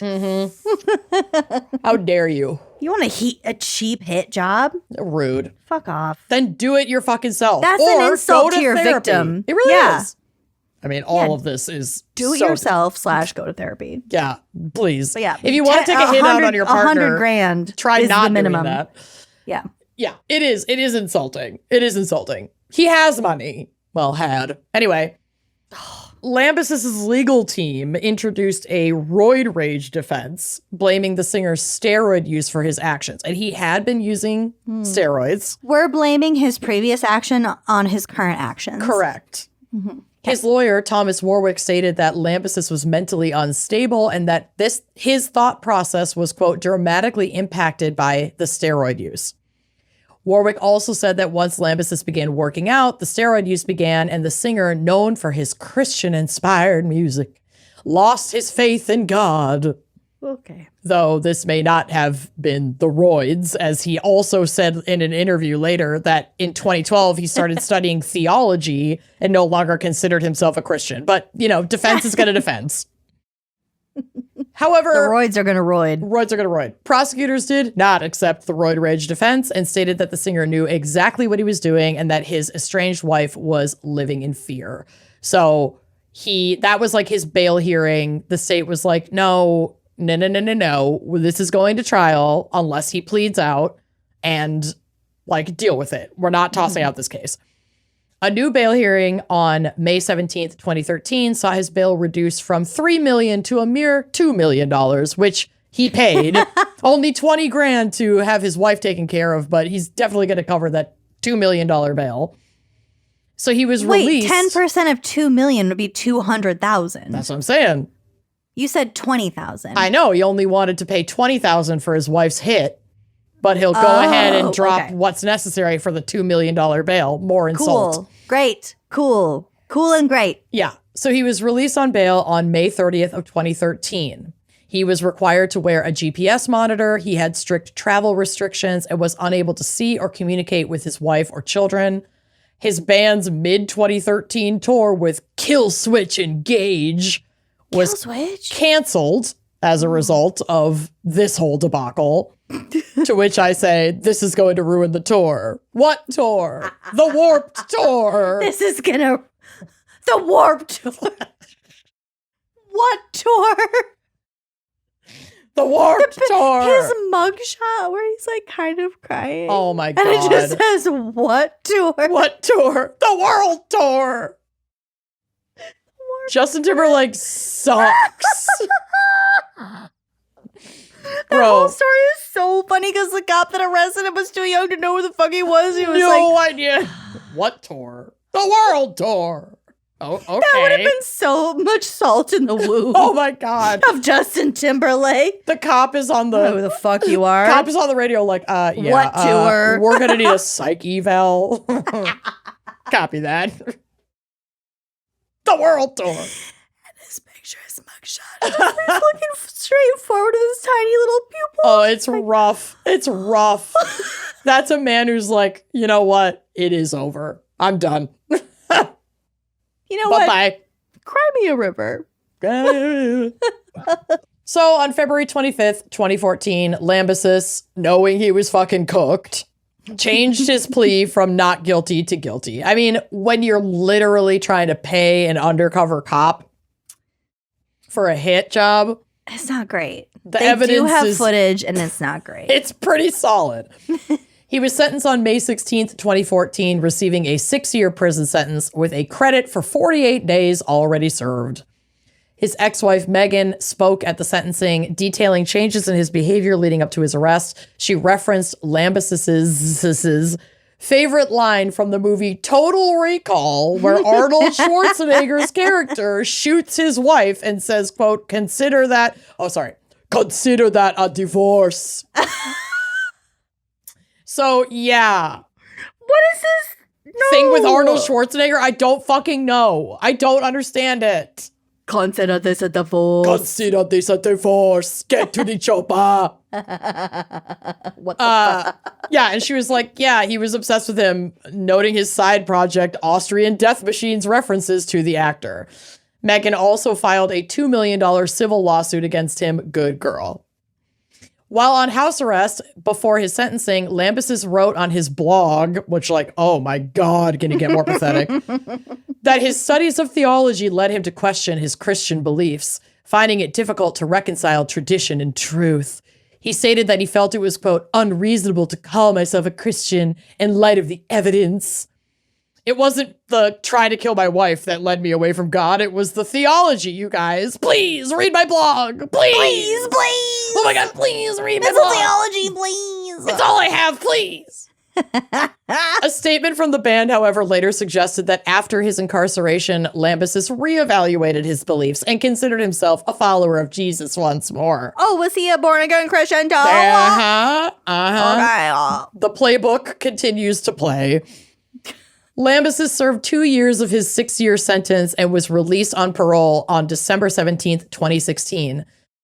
After his release, he reunited with As I Lay Dying. The band performed together for the first time since May 2013 on a random Saturday in San Diego.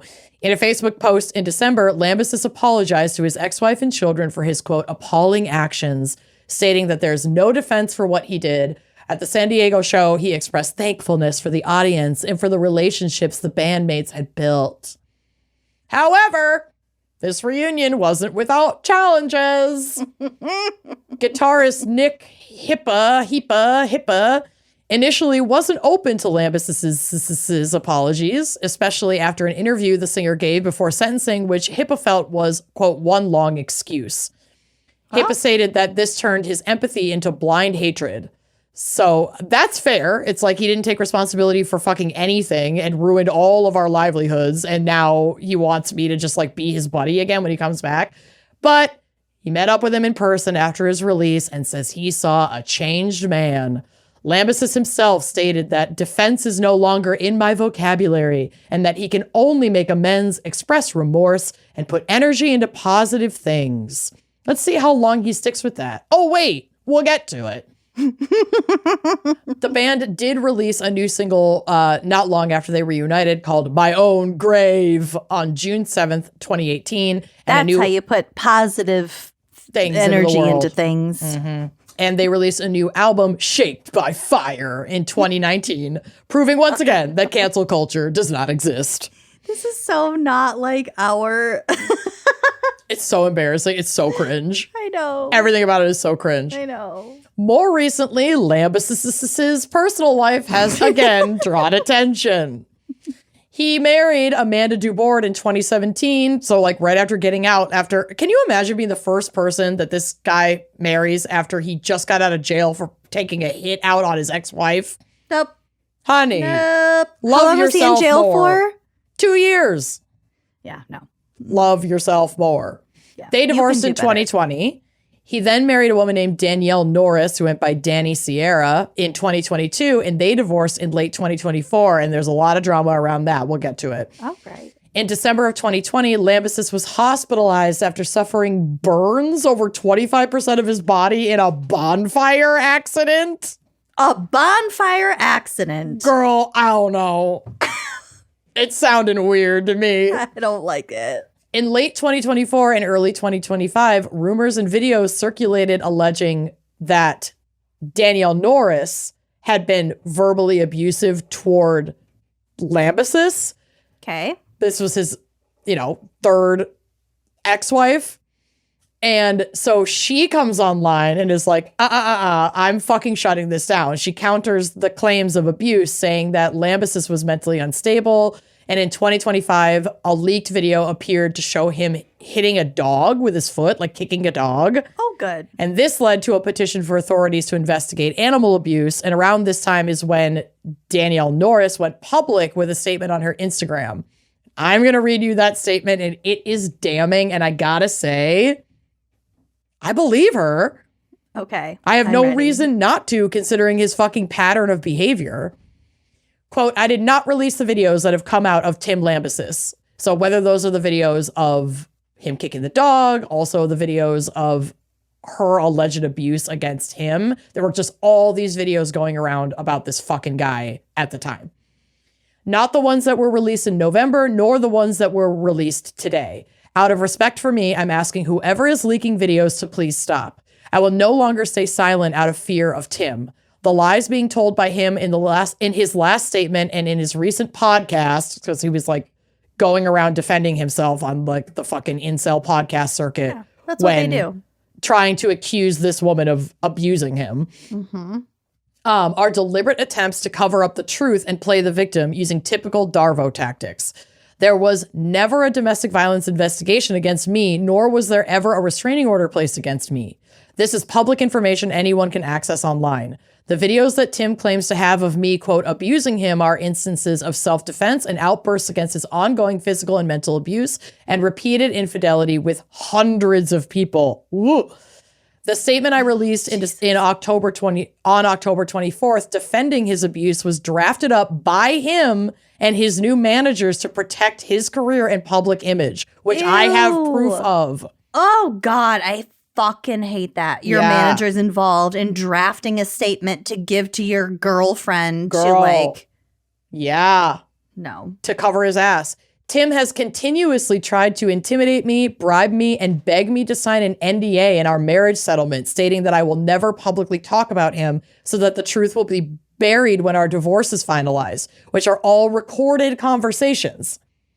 I also have a recorded phone call from Tim a week ago, rationalizing and explaining why he thinks we should get back together, probably because he knows that she's a huge risk to his image if she leaks all of this shit after they get divorced. Mm-hmm. I refuse to let dishonesty overshadow the pain and trauma I have endured any longer, not just to me, but to others close to this as well. This isn't just about me anymore. There is Tim's version of why his ex-bandmates left As I Lay Dying, and then there is the truth. There is no irony behind the timing of the disillusion of As I Lay Dying and our marriage. Because everyone in the band was kind of like, okay, I'm out. You're too much. You're doing too much. That sounds like he's been doing too much for a very long fucking time. Yeah. Towards the end of our relationship, Tim told me, quote, in psychology, when someone hears a story of abuse in a relationship from one person, they're more likely to believe that person's version because they were the first to tell the story. At the time, I didn't fully understand what he meant, but it's very clear to me now. That's why he started speaking out, alleging her or blaming her for abuse so that he could own the narrative and be the first one to speak out about it. Yep.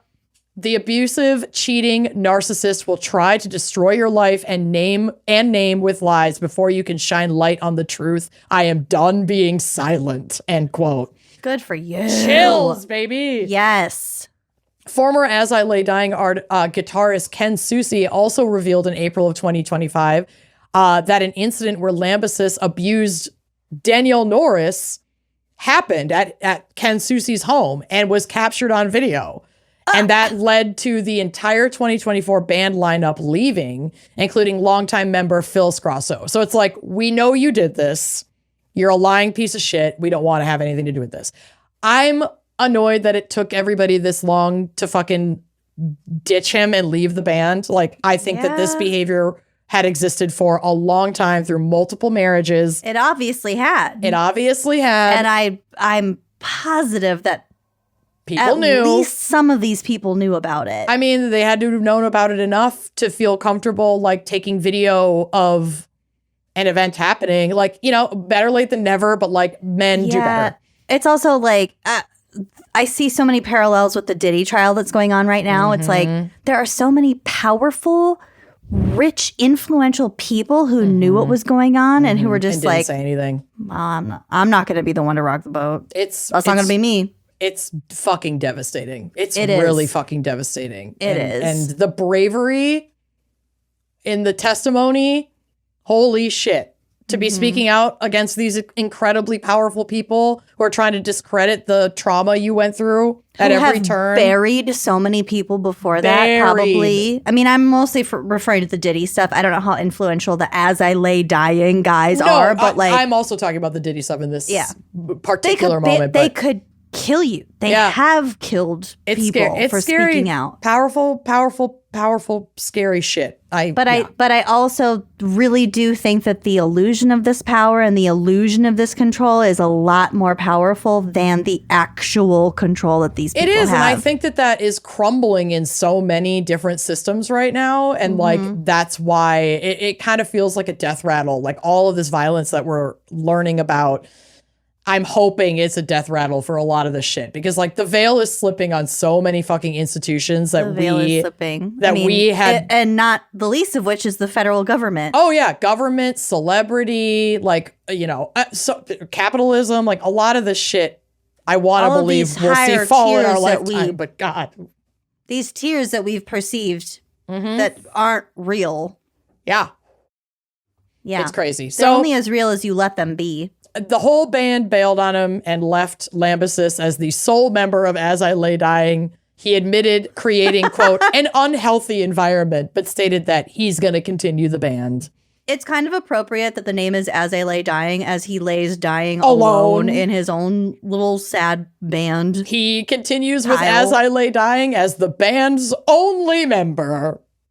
Cool. Bye. Bye-bye. Later. Go away always. Oh, boy. Anyway, that's my case.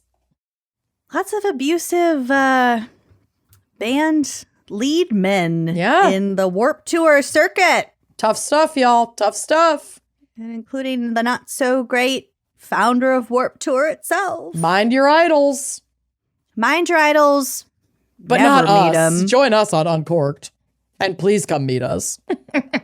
We're only problematic in little spurts. Yeah, and we'll, it's not a consistent part of our ideology. We take feedback. Anyway, thank you so much for listening. Thank you to Michael Wolf. Taking us on an absolute trip down memory lane. I was so excited for this. I was very excited to wear some eyeliner. Oh, you look adorable. You better go out and get a cocktail so you can really like stretch this makeup into the evening. It is 5:15. Yeah. I'm not leaving my house. Well, I'm not going anywhere. Corey did pickup. I say call Ben. Just go for one.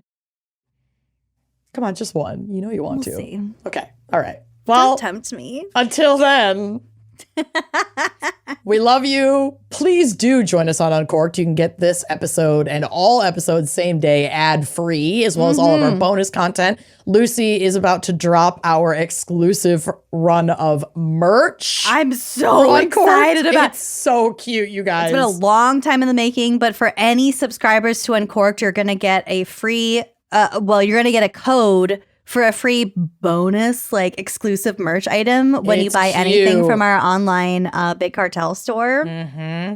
My mom's gonna see that little discount, that little coupon code. She's gonna throw that little gift in there for you. Oh, and you're good. And you're good to go. You're good to go. Thank you so much for listening, and we will see you next week. Bye-bye. Like what you see? Check out more episodes and become a member to unlock exclusive content. Yeah, don't forget to like, comment, and subscribe. Bye.